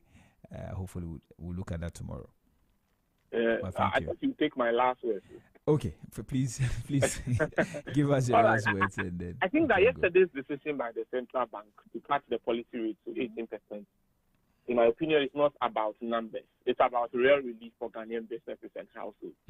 It's about the trader in Makola who can now access cheaper credit. It's about the young couple who can finally afford that mortgage and get a home that they have been dreaming about. And the manufacturer who can expand production without being crushed by interest costs. But let's be clear, this is not the time for complacency. The gains is made. Inflation at 8, a stronger cedi, growing reserves, many others. These didn't appear by accident. They came from discipline, fiscal discipline, monetary discipline, and the resilience of everyday Ghanaians. Sometimes we give all the credit to those at the helm of affairs, but the Ghanaians have gone through the mill, and I think that we all need to be commended. My key takeaway for you is this. If you are a borrower, negotiate with your bank now. Don't wait for them to automatically reduce your rate. Be proactive. If you are a saver, yes, your fixed deposit returns will be lower. But that's the price of a healthier economy. Consider diversifying into productive investment streams. And I think that we must hold the government accountable. This progress must continue. The 2026 budget must maintain the fiscal discipline that got us here. And the Bank of Ghana has given us a gift. Lower rates and stable prices. Now it's up to all of us, government, businesses, citizens alike, to make the most of this opportunity. I think Ghana's economy is turning the corner, and let's keep moving forward as a country. All right. Okay. Ima, thank you very much for your time. We will have further conversations tomorrow, God willing. Please enjoy the rest of your day. Thank you. Okay.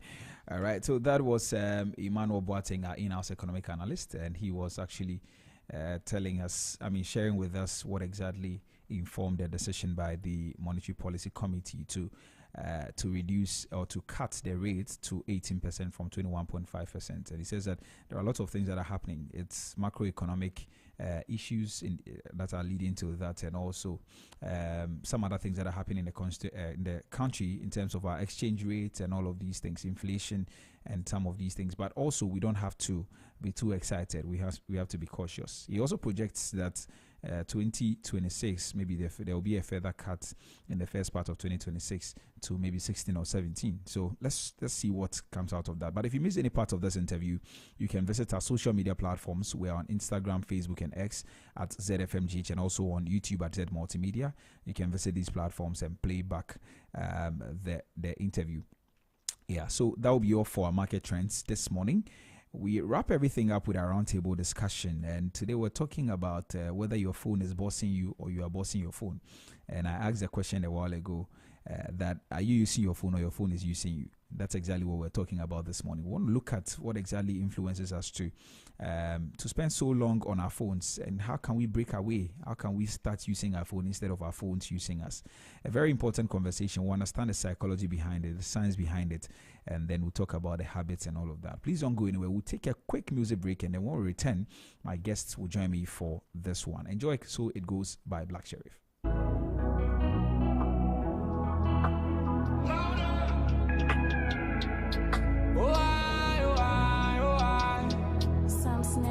I'll be working all the summer, getting my bread up and shit, moving from place to place, from plane to plane, spreading my word out and shit. I'll be doing this for a while, searching a better place for my life, cause where I'm from, no resting, all we had was nothing. Say it was zero and blessings, but I had blood in my eyes, fire on my head, survival plans full my head. I was getting tired, but you make me wanna trap again. And she said, if you see the light, remember that I was with you when you were lost a lonely lover. Don't forget about me so soon. If you see the light, remember that I was with you when you were lost a lonely lover. Don't forget about me so soon. I saw it go, I saw it go, I saw it go, I saw it go, I saw it go, I saw it go. Yeah, and so it goes. See, this life is an only road. Every day hustle for the dough. I'm on the road. Put my body, mind, and my soul. That's why me I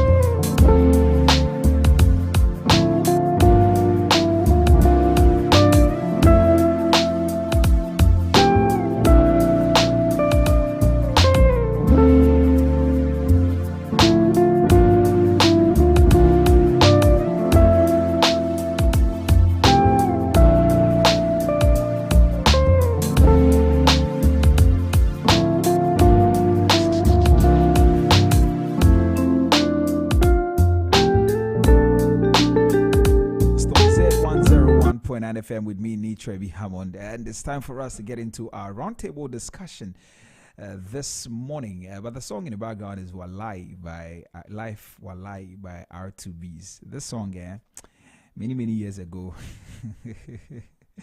If you hear you know that there's something happening, right? But anyway, let's get into our conversation this morning. Sometimes I ask myself, who is really in control here? Is it me or my phone? Because for a lot of us, the phone has quietly become the boss. We wake up and the first thing we reach for is the screen. We scroll without thinking. We pick it up even when there's nothing to check. And before we know it, hours are gone. And today our phones are supposed to make life easier, but honestly, many of us are losing focus. We're losing sleep and even real conversations because of them. And the scary part is that we don't always notice when it is happening. So this morning, I want us to talk about it. What exactly are the signs that your phone is taking over? How is this constant scrolling affecting your mental health, your bodies, your relationship, your peace?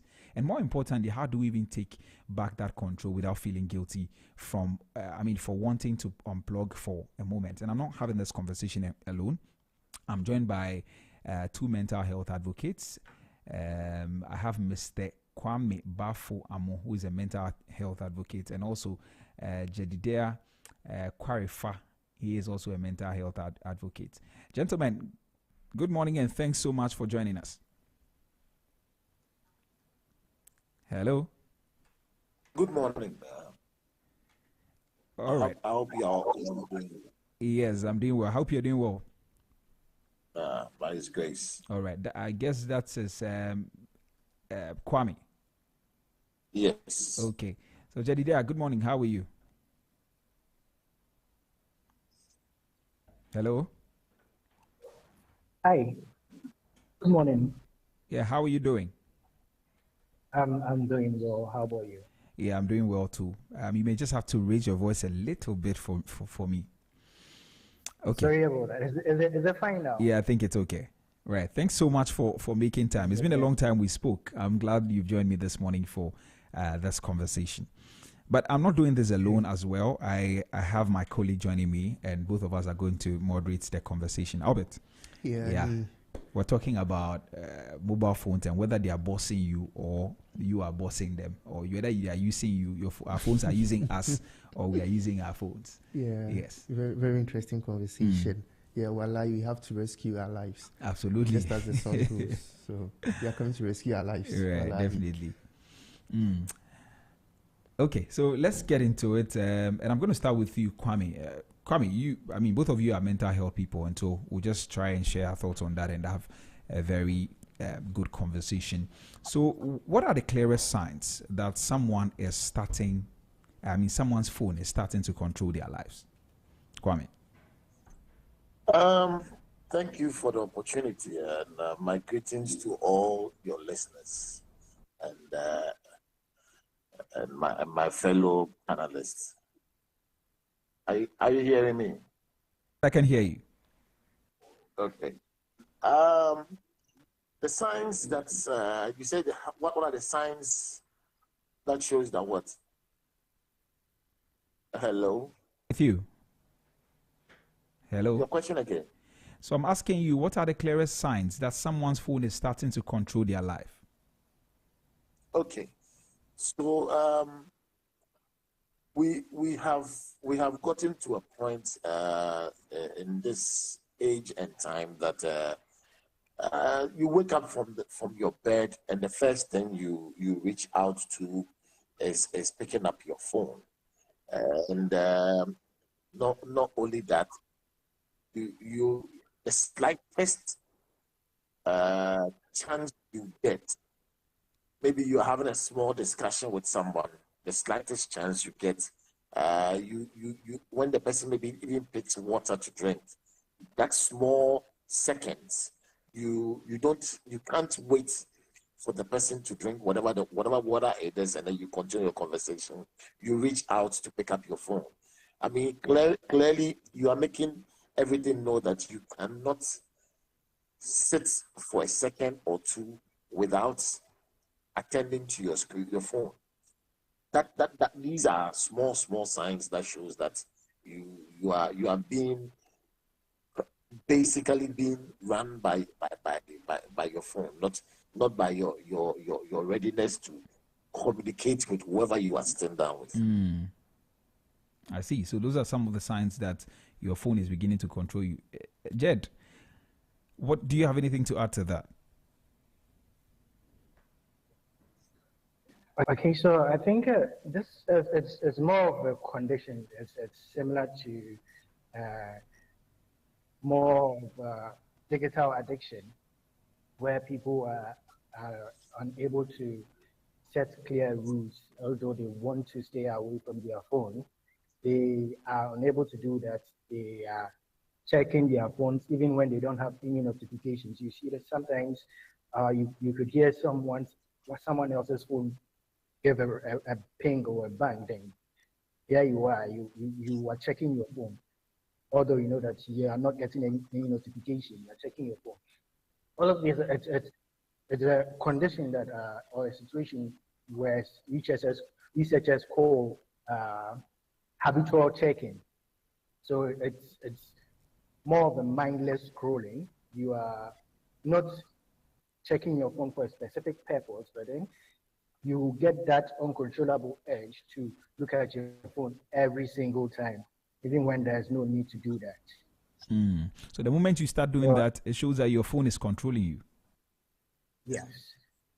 At that point, you should know that there's something going on somewhere. And when you realize that, I think that's the good part, because then you can set boundaries and then move forward from that.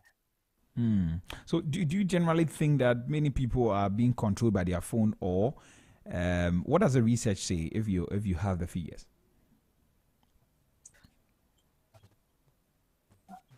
Kwame, are you going first or I should go?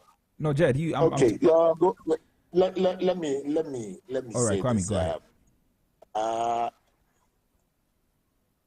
The number of hours or minutes we spend on our phone on a daily basis, right? And the grabbing, the intent of grabbing our phone, the moment we, like Jed was saying, you even see a flash on someone's phone, it drives you, it gives you the edge. I mean, let me use this word, the release of dopamine that comes out of you picking up the phone shows that fun. The fact that you are going to see a text message from someone, or a funny video that will release some happiness in you, that edge pushes you to go in and pick up your phone. That's excitement that you are going to get. That level of excitement is what makes it clear. That makes a clear sign that you are being, your phone is controlling you. You use it to fill that emotional gap. You get it. So that 5 seconds that the phone is lying down, you are not comfortable. You feel whatever you people are doing there, the phone will make you than whatever conversation you are having with whoever it is, or whatever you are doing, or whatever work you are doing. I hope I'm making sense here. Yeah, but so what exactly does the research say? Do you have any data to back that? So yes, there's been studies around the world that show that on the average, people are checking their phones on an average of 4 hours to 6 hours in a day. Right, that's just on the phone. But then there's also other screens, like your computer, your television, tablet, and all. But then on the average in a day, people are looking at their phone. They're checking their phone or using their phone for 4 hours to 6 hours during the day. And I wouldn't say this is a bad thing, okay? Sometimes the phones are made to help us. They are tools that are supposed to help us. But when it becomes a problem, is when you notice that your exposure to the phone is affecting your life, in the sense that it affects your sleep patterns, it's affecting what you are supposed to do at work. The rate at which you are completing your tasks at work is not as it's supposed to be because you are constantly being distracted. That is where the problem comes in.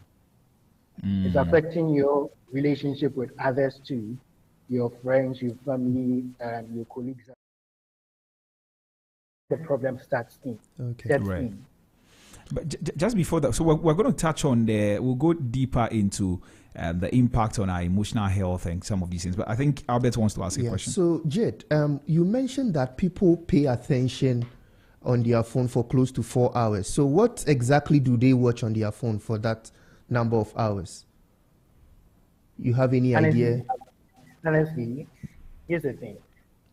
The mobile phones are engineered, okay? The mobile phones and the apps are engineered to grab your attention. So once you get hooked on that, it could be just a single text message, a notification, or even a WhatsApp status or someone's post. Once you are hooked on that, let's say you are on a social media platform like TikTok, there is an algorithm that would link you or connect you to things that you are likely to be interested in. So once this algorithm kicks in and you're on your phone, you find that it becomes difficult to leave that activity. So yes, 4 hours to 6 hours on the average, it's something that it happens most of the time. But what research says is that even though the facts are there, when you ask people how many times they actually check their phone, what you get is at least 10 times a day. Oh. But when you check the fact, you look at their screen time from the usage details, you get to know that at least the average person is looking at their phone for like 100 times in that day. You can just pick it up and just look at it. Right. Just look at the screen to see whether there's a notification, or you can just pick it up to check a message or anything that you think maybe someone is sending you something. Or you're going to check your likes on Facebook, your likes on TikTok, or what have you. You just want to do what you want to do with your phone. Right. When you started the conversation, you mentioned digital addiction. Yes, I want you to tell us a bit more about it. Is that a real clinical concern or maybe just a buzzword that we throw around casually? Well, digital addiction, it is a concern in the sense that just like how we have other forms of addiction, behavioral addiction, right? Like maybe substance addiction, alcohol, or maybe drugs. It's in the same way a concern because it affects the individual's behavior. And by affecting the behavior, it causes a lot of problems, most often in their cognitive performances and also in their productivity and connection with their peers. It affects that. So it is a problem. And that's something that we need to look at as individuals. So are you saying that? I mean, I want us to look at the numbers so that we can ground this in research and I mean not just wayside talk, right? So we are seeing that we're recording higher numbers of people who are hooked on. Like I like that expression you used, hooked on their mobile phones and constantly checking to see what exactly has come through, sometimes messages and all of that. Would you say that we are addicted to? I mean, we are digitally addicted. Is that what it means? I wouldn't want to overqualify it to digital addiction, but it becomes an addiction when at a point in time you don't want to do it, but you find yourself doing it because you feel compulsed or you feel a compulsion to actually pick up your phone, not for a purpose, but then just out of habit. Then there might be a problem there because if you are not able to do it, and when you decide to stay away from it, intentionally stay away from it, maybe for like 20 hours, 24 hours, you get this edge that is pushing you to go back to it because you don't feel yourself without the phone. It's more or less like a withdrawal symptom. That's the same reaction you get when you are addicted to a substance and then you go away from it for some time. It's the same reaction. So as Kwamina was saying, the brain rewards us by giving us a little bit of dopamine whenever we check our phones. It's like a reward system. And this dopamine secretion, dopamine is more like a hormone that makes you feel good. So you feel good about yourself. This secretion would in turn make you want to do that activity over and over again. Your brain is wanting to be rewarded. And so whilst you're checking your phone, you are being rewarded. And in the same way, this dopamine is also shown to be something that is caused, is a hormone that is secreted when people are taking some substances too. Right. Yes, it is a baseline for addiction. I see. So the reason why we are unable to, or we find it quite hard to stop even when we want to drop our phones is because of what goes on in our brain in terms of the dopamine that is being released and all of that, isn't it?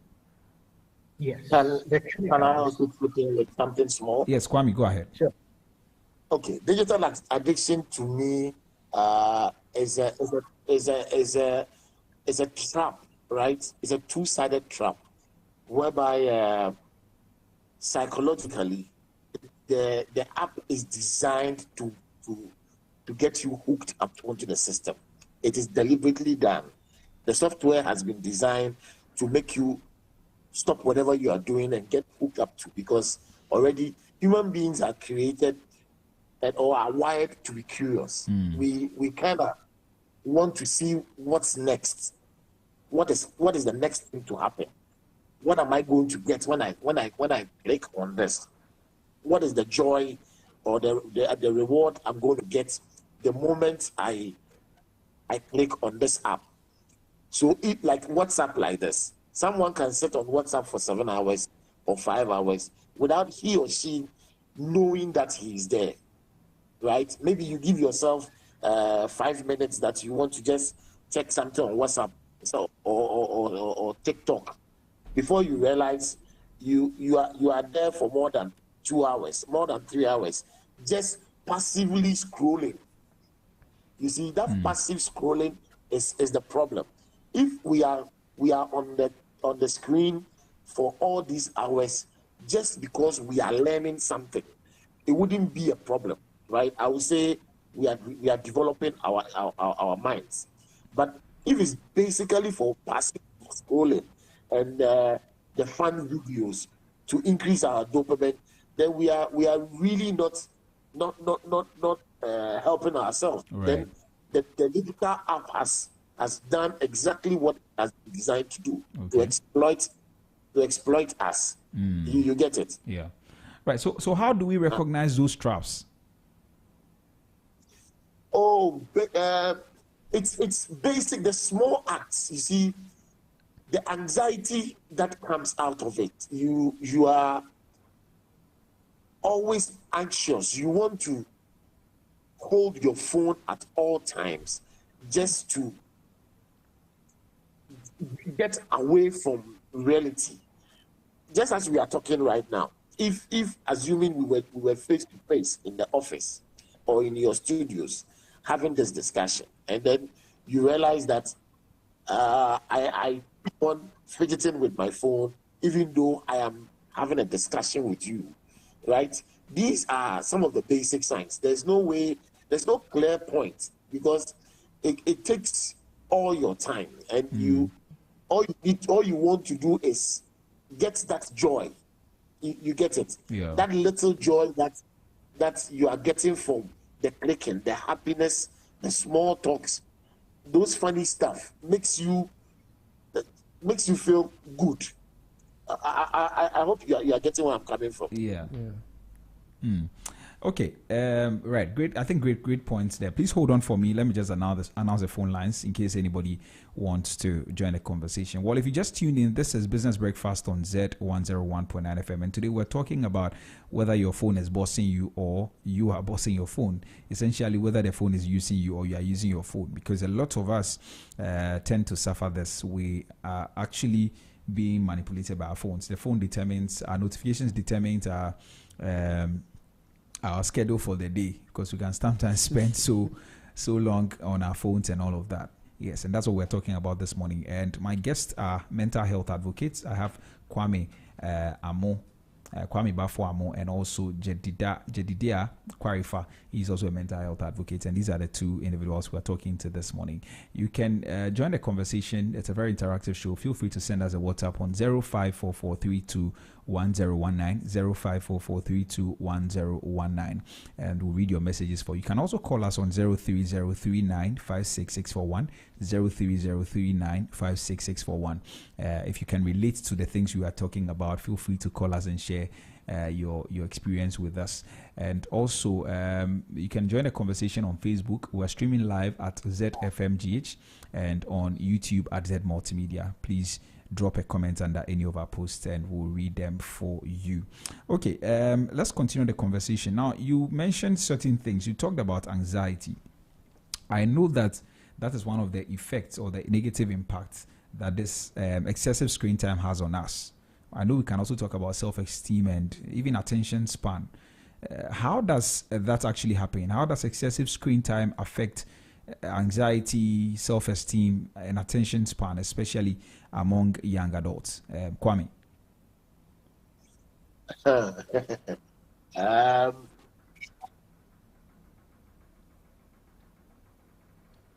Hello. Thank you for this question. Often, yeah, hello. Yes, please go ahead.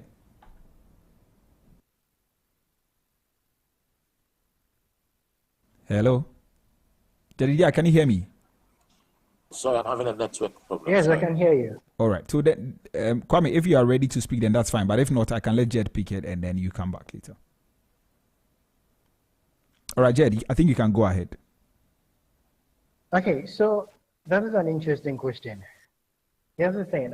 So there's this concept called social comparison, and that affects us in the sense that you are on social media and you see this perfect picture of someone living their life, perfect vacation, everything they are doing, everything you see online is so perfect. You don't see something that is like relatable to your day-to-day life. You understand? So it is something that is happening and it's so unique and curated in a fancy lifestyle. And then you tend to compare yourself to this. Why is my life going this way? Am I not an individual? Can't I have that good life that someone is living? And then there's also the fact that you post videos and images on social media, and then you're getting like 2 likes, 3 likes, and then you go to see someone else's post. They are over 5,000, 6,000, and then still counting. But yours is really lagging. That form of social comparison leads to lead to so low self-esteem, in the sense that now you tend to feel like you are not much of a human being, in the sense that the confidence you would have in yourself before being exposed to these images and then comparing yourself and feeling down, that confidence is not there anymore. And then there's also information overload. We are being bombarded with tons of information on the network, because you go to this page, they are saying something, and you go to that page, they are also saying something. News everywhere, a lot of information. So what happens is that, sorry? No, I'm listening. Okay. So what happens is that since you are getting so much information, it overloads your brain. And That is that for information overload. And then there's the attention bit. Because research shows that when you lose focus, maybe just for 1 second, it takes you about 20 minutes to actually refocus. So if you are getting notifications while you are working on a task, you are constantly checking your phone, and what happens is that your productivity becomes low, and that affects you as an individual. Sorry for the break. My network was giving me some small problem. Sorry. The question was, so absolutely, endless scrolling can also cause that mental exhaustion, sadness, self-doubt, right? All these leads to anxiety. I mean, you feel down when you are doing a couple of things. Hello. Yeah, go ahead. Hello? I think the line was breaking at some point. You feel down when let me use this analogy or this sign. How do you feel for a number from anybody or text message from anyone? How is the feeling like? You feel the whole world has neglected you. You keep on picking your phone to connect the network. You keep tampering with the phone just to find out whether it's an issue with your phone or an issue with the network. Sometimes if you even have two phones, you will pick one of the phones to call. Hello? The one that you have those interesting apps on it, just to find out whether it is not the network that is disturbing you. You get it?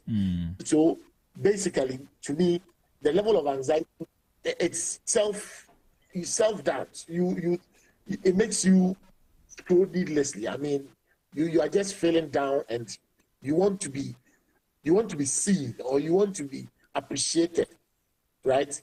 Through the apps or the softwares that you are using on the phone.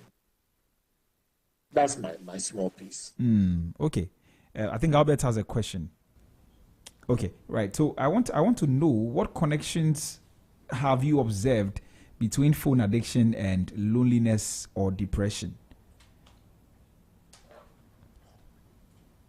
Okay, Jed, I think you can take that. Can you come back with the question? I'm asking that what connections have you observed between phone addiction and loneliness or depression? All right. So usually there's this form of disconnect from our environment where we start using our phone. Okay. So if you are with me and when we are talking, you are always on your phone, I feel like you are snobbing me. It's a situation called phone snobbing. That is fabbing, phone snobbing. So is I, as an individual, who I'm talking to you, but then you are more interested on your phone. Next time I wouldn't come to you. And this goes on and it takes for a while. You realize that people don't come to you anymore. You're always online. You're always on your phone, mostly doing nothing. And you're not getting that personal connection. And when that happens, that's when you tend to feel lonely. And you later will be depressed. So it's a gradual process. But eventually you get to notice the signs that you are disconnected from people. That disconnection alone would make you depressed. If I can also chip in something small. Sure. Just like they're saying, such habits is unseen immediately. I mean, it's something that you wouldn't get the effects instantly. it creeps slowly and gradually into your daily life or your daily relationships. Just like he's also saying, let me refer to what he's saying. Like I am with my wife and with my kids or with a good friends, and then you tend to realize that my listenership to what they are saying, I've shortened it. Whatever discussion that I need to express myself and expand whatever discussion, communication I'm having, I cut it short.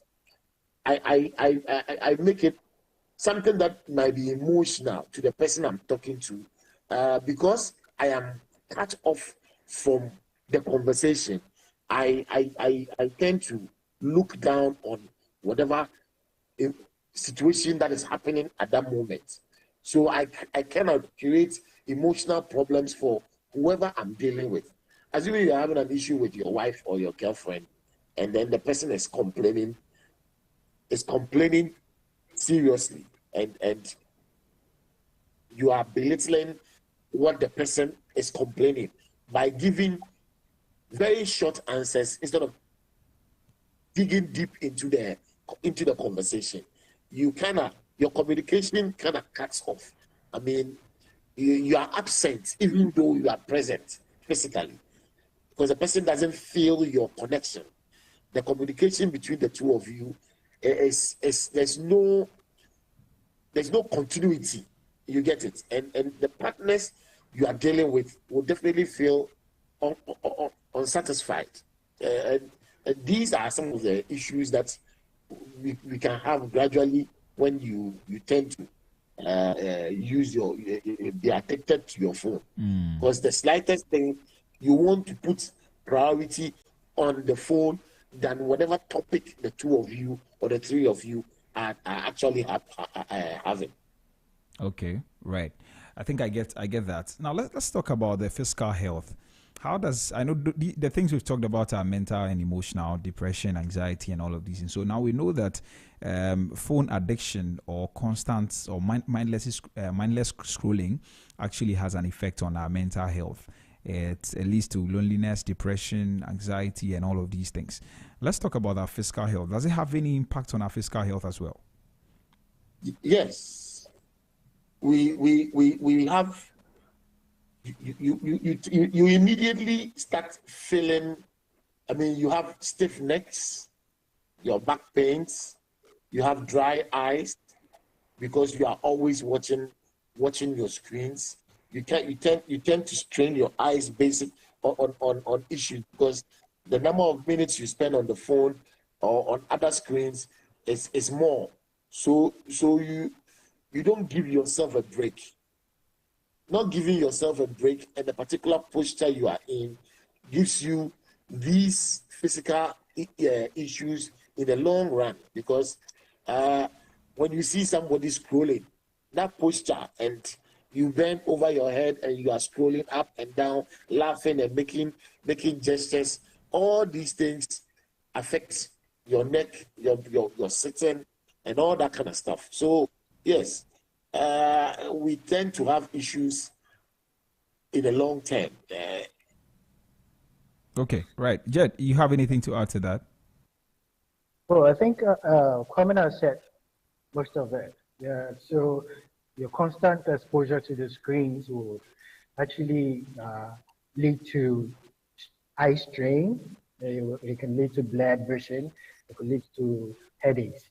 And when we talk about the poor posture, you can see that your exposure to laptops, you're using your laptop, maybe that's what you use to work every time. So the way you position yourself, your sitting posture alone, if it's not that right, and it goes on for a long time, you get posture issues like your neck, your shoulder, and then you get pains in your back too. Also, sitting at one place for a long time leads to some health complications. It can contribute to fatigue and reduce physical fitness. So yes, without sitting for a long time without moving, leads to fatigue. It can lead to some physical health conditions. So all of this affects the individual. Oh, I didn't quite hear you mention sleep. Does it also have something to do with that? Yes. So with sleep, it's found that exposure to blue screen, blue light, that is emitted from our screens, exposure to that delays or inhibits the release of the hormone called melatonin, which is responsible for telling us that you have to be sleeping at this time. It's time to sleep. All right. So while we are consistently exposed to the blue screen, it affects our sleep rhythm, or what researchers would like to call the circadian rhythm. So it affects your sleep time and wake time. And usually you realize that when this happens, you have difficulty sleeping. And you can, even if you are asleep and in the next 2 hours you are awake, you can't have a full night's rest. And when even that happens, you have a full night's rest, what happens is that you still feel tired because the continuous accumulation or exposure to the blue light has affected the secretion of melatonin. So does it also affect our eating habits? Hello? Jed. Yeah, hello. Jed. Is it to Jed or to me? Yes, to any. Kwame, please, you can go ahead if you want to answer that. Okay. You see, yes. Let me say yes in a way, because you don't have time to sit down and have a full meal. Okay. You are constantly on the screen, and so when you are hungry, you go up, take a plate before you, and you are not concentrating on the food that you are eating because of whatever reward you are getting on the screen. You've noticed that some people enjoy watching movies at the same time eating or taking some snacks. Yes. And they end up taking more snacks than real food. So you end up eating junk food in a way, because you see, look, mothers stand by the by the kitchen and are on the phone, on TikTok, and they forget that they are cooking. Right. But equally do say, you see, they also forget that they are taking care of babies, right? And they are supposed to give the baby food. But because of they are glued with whatever screen time they are having, they tend to forget about what they are doing. It takes all their time. So yes, it won't give you the appetite to sit down and eat a full meal. You would prefer to do snacks one way or the other, which is not healthy. But the joy you get when you're on the screen, someone can say quantifies it as more important than having a bowl of rice and taking time to eat it before you go back to your screen. Right.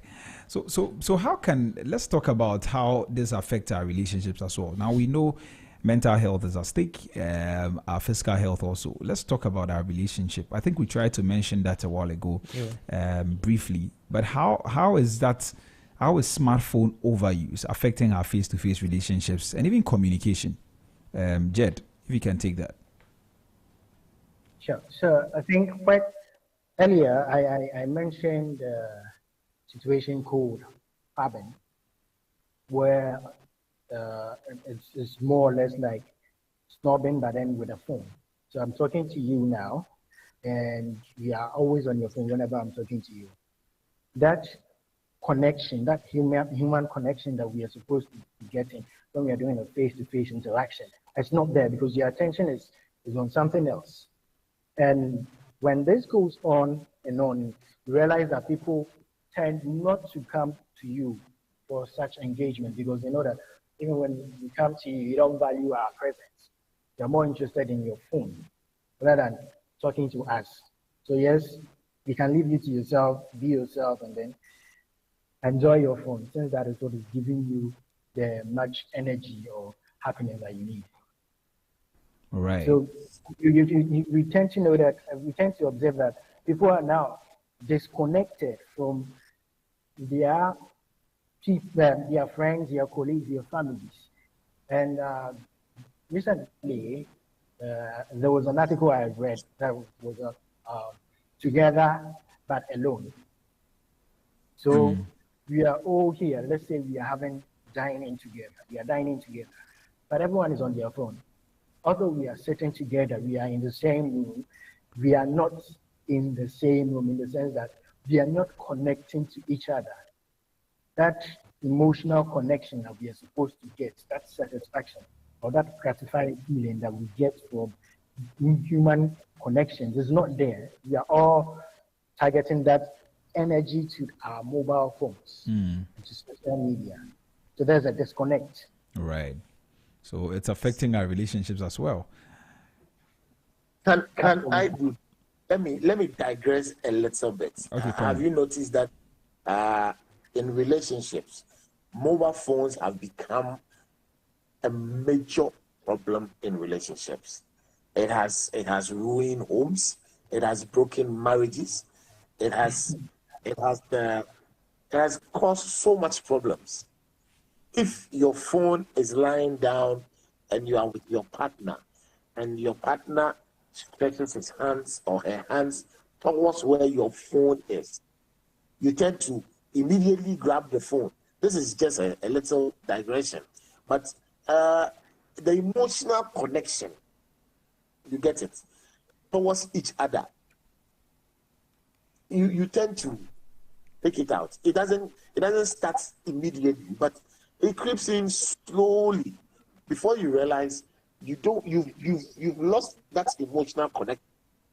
If you have to talk to a woman, as in your partner or a man, the person expects you to look into his eyes, like eye-to-eye connection, so that the person can read whether whatever you are saying is emotionally correct or you are detached from the person. But because your focus is on the phone, and your focus is on the screen, the laptop, whatever you are doing, the person doesn't feel that connection. You tend to take out. You are present physically, but you are not there. You get it? You are present physically. At that moment, you are there, but you are absent-minded. That the person is saying something very important because of your screen time. You kind of belittle whatever the person is saying, and it generates these emotional issues, and gradually you are messing up your marriage or your relationship. So that's my little piece. Right. Okay. So I think Albert has a question. Yeah. So Jed. Yeah. So is it also affecting parent-children relationship in the homes? It is actually. Children these days are always on their phones because they think that their parents are not fun enough to be with. And parents are also on their phone because whatever they are doing on their phone is getting them hooked. Everyone is on their phone. As I mentioned earlier on, we are together, but then we are still alone. It's a big issue now because we need that connection, that physical connection and an emotional connection that we get from our physical environment. If we are close together, or if we are close, and then we are not talking to each other, we are rather spending time on our phones. What that does is it creates a room where everyone is isolated. Like you built some walls on yourself that people can't get in because you are focusing on something else instead of that interpersonal relationship that comes on a face-to-face basis. right? What is on the phone is more interesting to you than the person in front of you or next to you. Okay, right. So I mean, you chipping the young people, which are teenagers and all of that, which I think is a very big issue. I believe that they're particularly vulnerable to digital dependence as well. How can parents and guardians actually set boundaries without sounding maybe controlling or out of touch? If is it for me or Jed? Kwame, go ahead. Okay, if I can come to the previous one before adding the two together. Sure. Let me add it together. Okay. Currently, we are having a situation where you see kids doing dances that you see on TikTok, repeating pattern of dancing formations and that kind of stuff. Where are they learning it from? The kids that don't have mobile phones are now being introduced to these kind of trends because of what they see at home. When mommy or daddy is in the house, when we are present, setting up a phone and dancing towards a tune and calling the kid to help you dance, you are the better position to correct the kid from following this same trend. But because you see it as a normal thing and it doesn't have any effect on you as a parent, so you think it will have an effect on the kids. The kids learn from what the parents are doing. Right. You get it? Yeah. They learn from what the parents are doing. So if the parent wants to set a clear rule, then he or she has to be the best example for the kid to follow. You get it? If the mother and the father or the senior sister doesn't set up the boundaries for the little ones to follow, it will definitely have a lot of issues for them, because you go to programs and you see children put up dance patterns that you know that this girl or this boy doesn't own a mobile phone. Where is he getting all these ideas from? Where is he getting all these moves from? It's because the parent is setting that pace. Right. Is setting those examples and doesn't see anything wrong with it. You get it? The fact that you don't see anything wrong with it, then you are impacting something negative into that young youth. So automatically, you sit on TikTok for hours, so you don't see your problem. You get it? You tend to give the kid. Let me use this telenovela that goes on almost all the television stations. You see 6-year-olds, 5-year-olds, 3-year-olds glued to adult movie, love stories that, to me, it's not true, but they are glued to it, just like the mothers and fathers are glued to it. So we need to set good examples, right? So that the kids can pick up and follow from there. Yeah, right. So we have some few minutes to end the show, and we want to talk about solutions. What simple steps can help someone use their phone less without feeling cut off? Jed. Hello? So I want us to find some solutions to the conversation we are having. And are there some simple steps that we can use? Yes. So there are several ways we can inculcate into our lifestyle that would help us control our phones, or in a way use our phones and not they're using us. Right. So the first step I would suggest is that we research a time off. Or what mostly I like to refer as a phone-free pockets. So you pick like tiny moments that you wouldn't have to use the phone. So you set rules for that. Maybe the first 30 minutes after I wake up, I'm not supposed to touch my phone.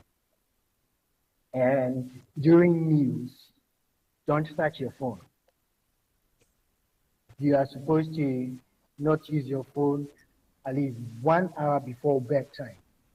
So these are certain rules that you can set for yourself that helps you stay away from your phone. And by doing this, you are not going to feel guilty because not that you are not using the phone or you're not getting enough time to use it. There's a lot of time. Using the phone is not a problem.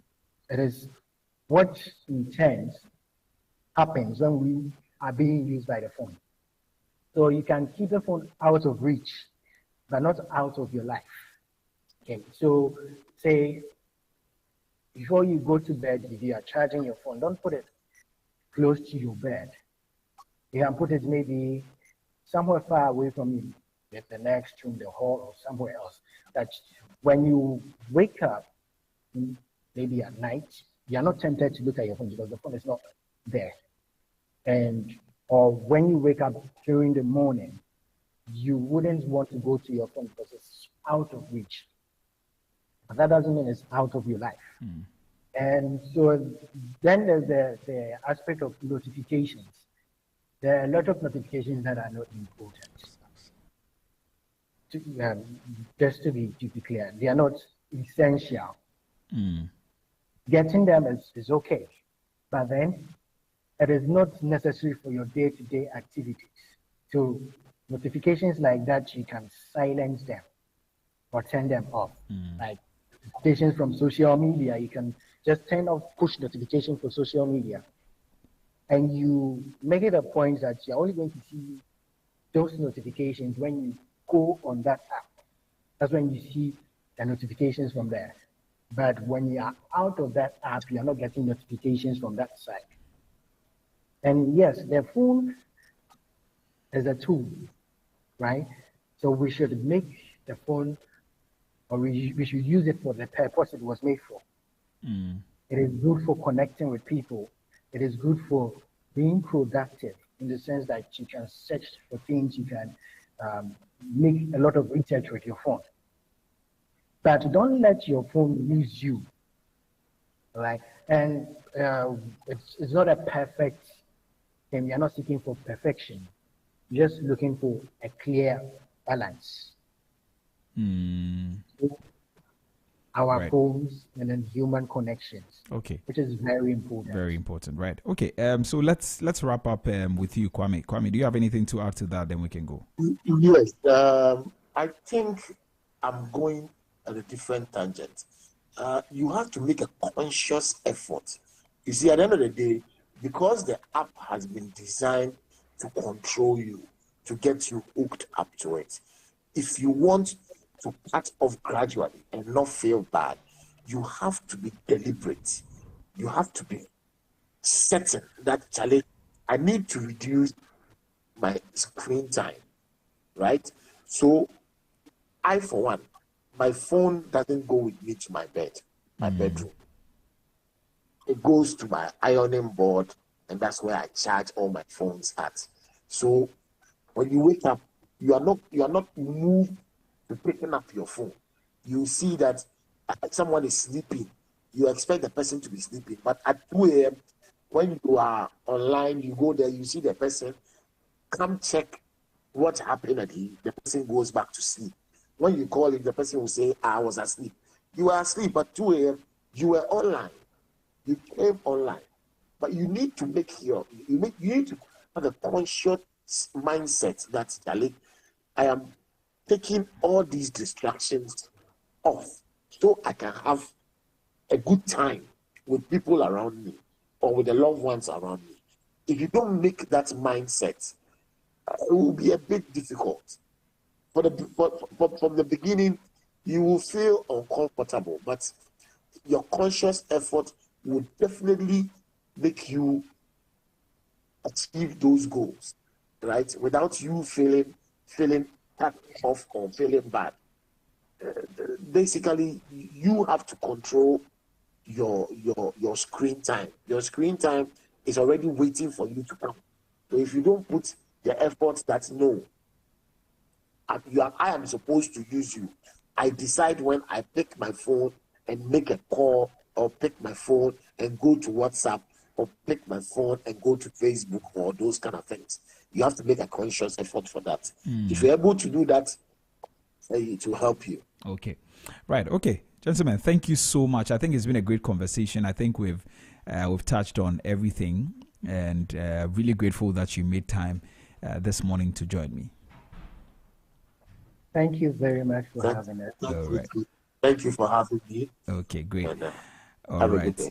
Yeah, so that is also from, okay, so those are our guests this morning who joined us for the conversation. Mr. Kwame Bafo Amo is a mental health advocate, and also Jedediah Kwarifa is also a mental health advocate and the co-founder of PsychMed. And these are the two gentlemen that joined us in talking about whether your phone is bossing you or not. And so from all the conversations, I mean, the question is left to you to answer whether the phone is bossing you or you are bossing the phone, or whether the phone is using you or you are using the phone. Now you are able to tell. But the good news is that towards the end, you got to know how you can actually deal with that. So please, let's make sure that we use our phones instead of they using us, because it's a tool.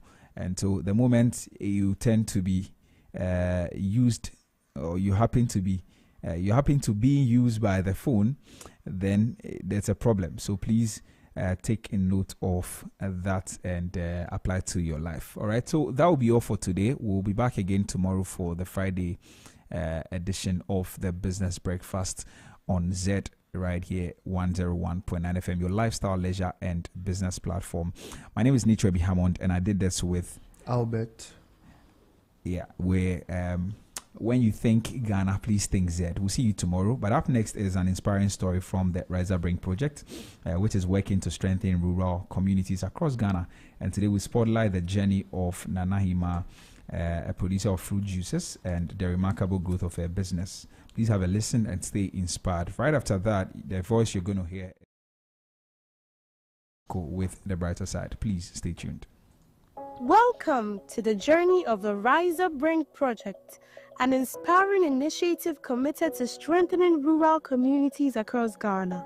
By bridging the gap between research, innovation, and industry, the Bring project empowers local entrepreneurs with the skills, knowledge, and resources needed to develop quality products, expand markets, and foster sustainable economic growth. Hear the inspiring stories of how this transformative project is making a lasting impact in Ghana. Medin de Nanakwa Asantua. Mehima wa Tiobodom Domiabra. Ewa Tiobodom Traditional Council. The donor so frame Gloria Asantua. Eya University of Ghana Business School for Bese Mfiemi and Samuni. Beba techman ebechre yen said ya yebesi adane tomatoes ani na esan set your bodom ye kura ye dontos na entos hiba ebe gudwa so bebra ye nya ba bia mfa nkonti bechre yen said ya yebesi adane tomatoes no ani no ya anhwe se da bi metena se fi se me manfo bebre wo hono ma be dontos no na se eba na bo na efo a betugu Benfan ko bebia no ane se obejaya mana pro ana beba fa na bofuo mu e de akwa benfa sika himma enti enam saa yesunti no University of Ghana Business School for sua ade awie ya behu se be project work abaye no benfa ngu nuaso ensisi dem na mombe de beba nkurase na baba abekire yen se de ayebesi adane ntosiani abrayan fa bibia nka ho ntosi hi krojen e mama ni ji ho pa ye se me manfo e wo ho no me sesa me nso metimi koboa na san nim de abanyan but ye de to aso e boye mbra wo tiobodom. To learn more about the Rise Up Bring project and how you can get involved, contact us on www.ugbsiih.org and follow UGBS Nest on Facebook, Instagram, X, and LinkedIn for more updates. Let's build a brighter, healthier Ghana together.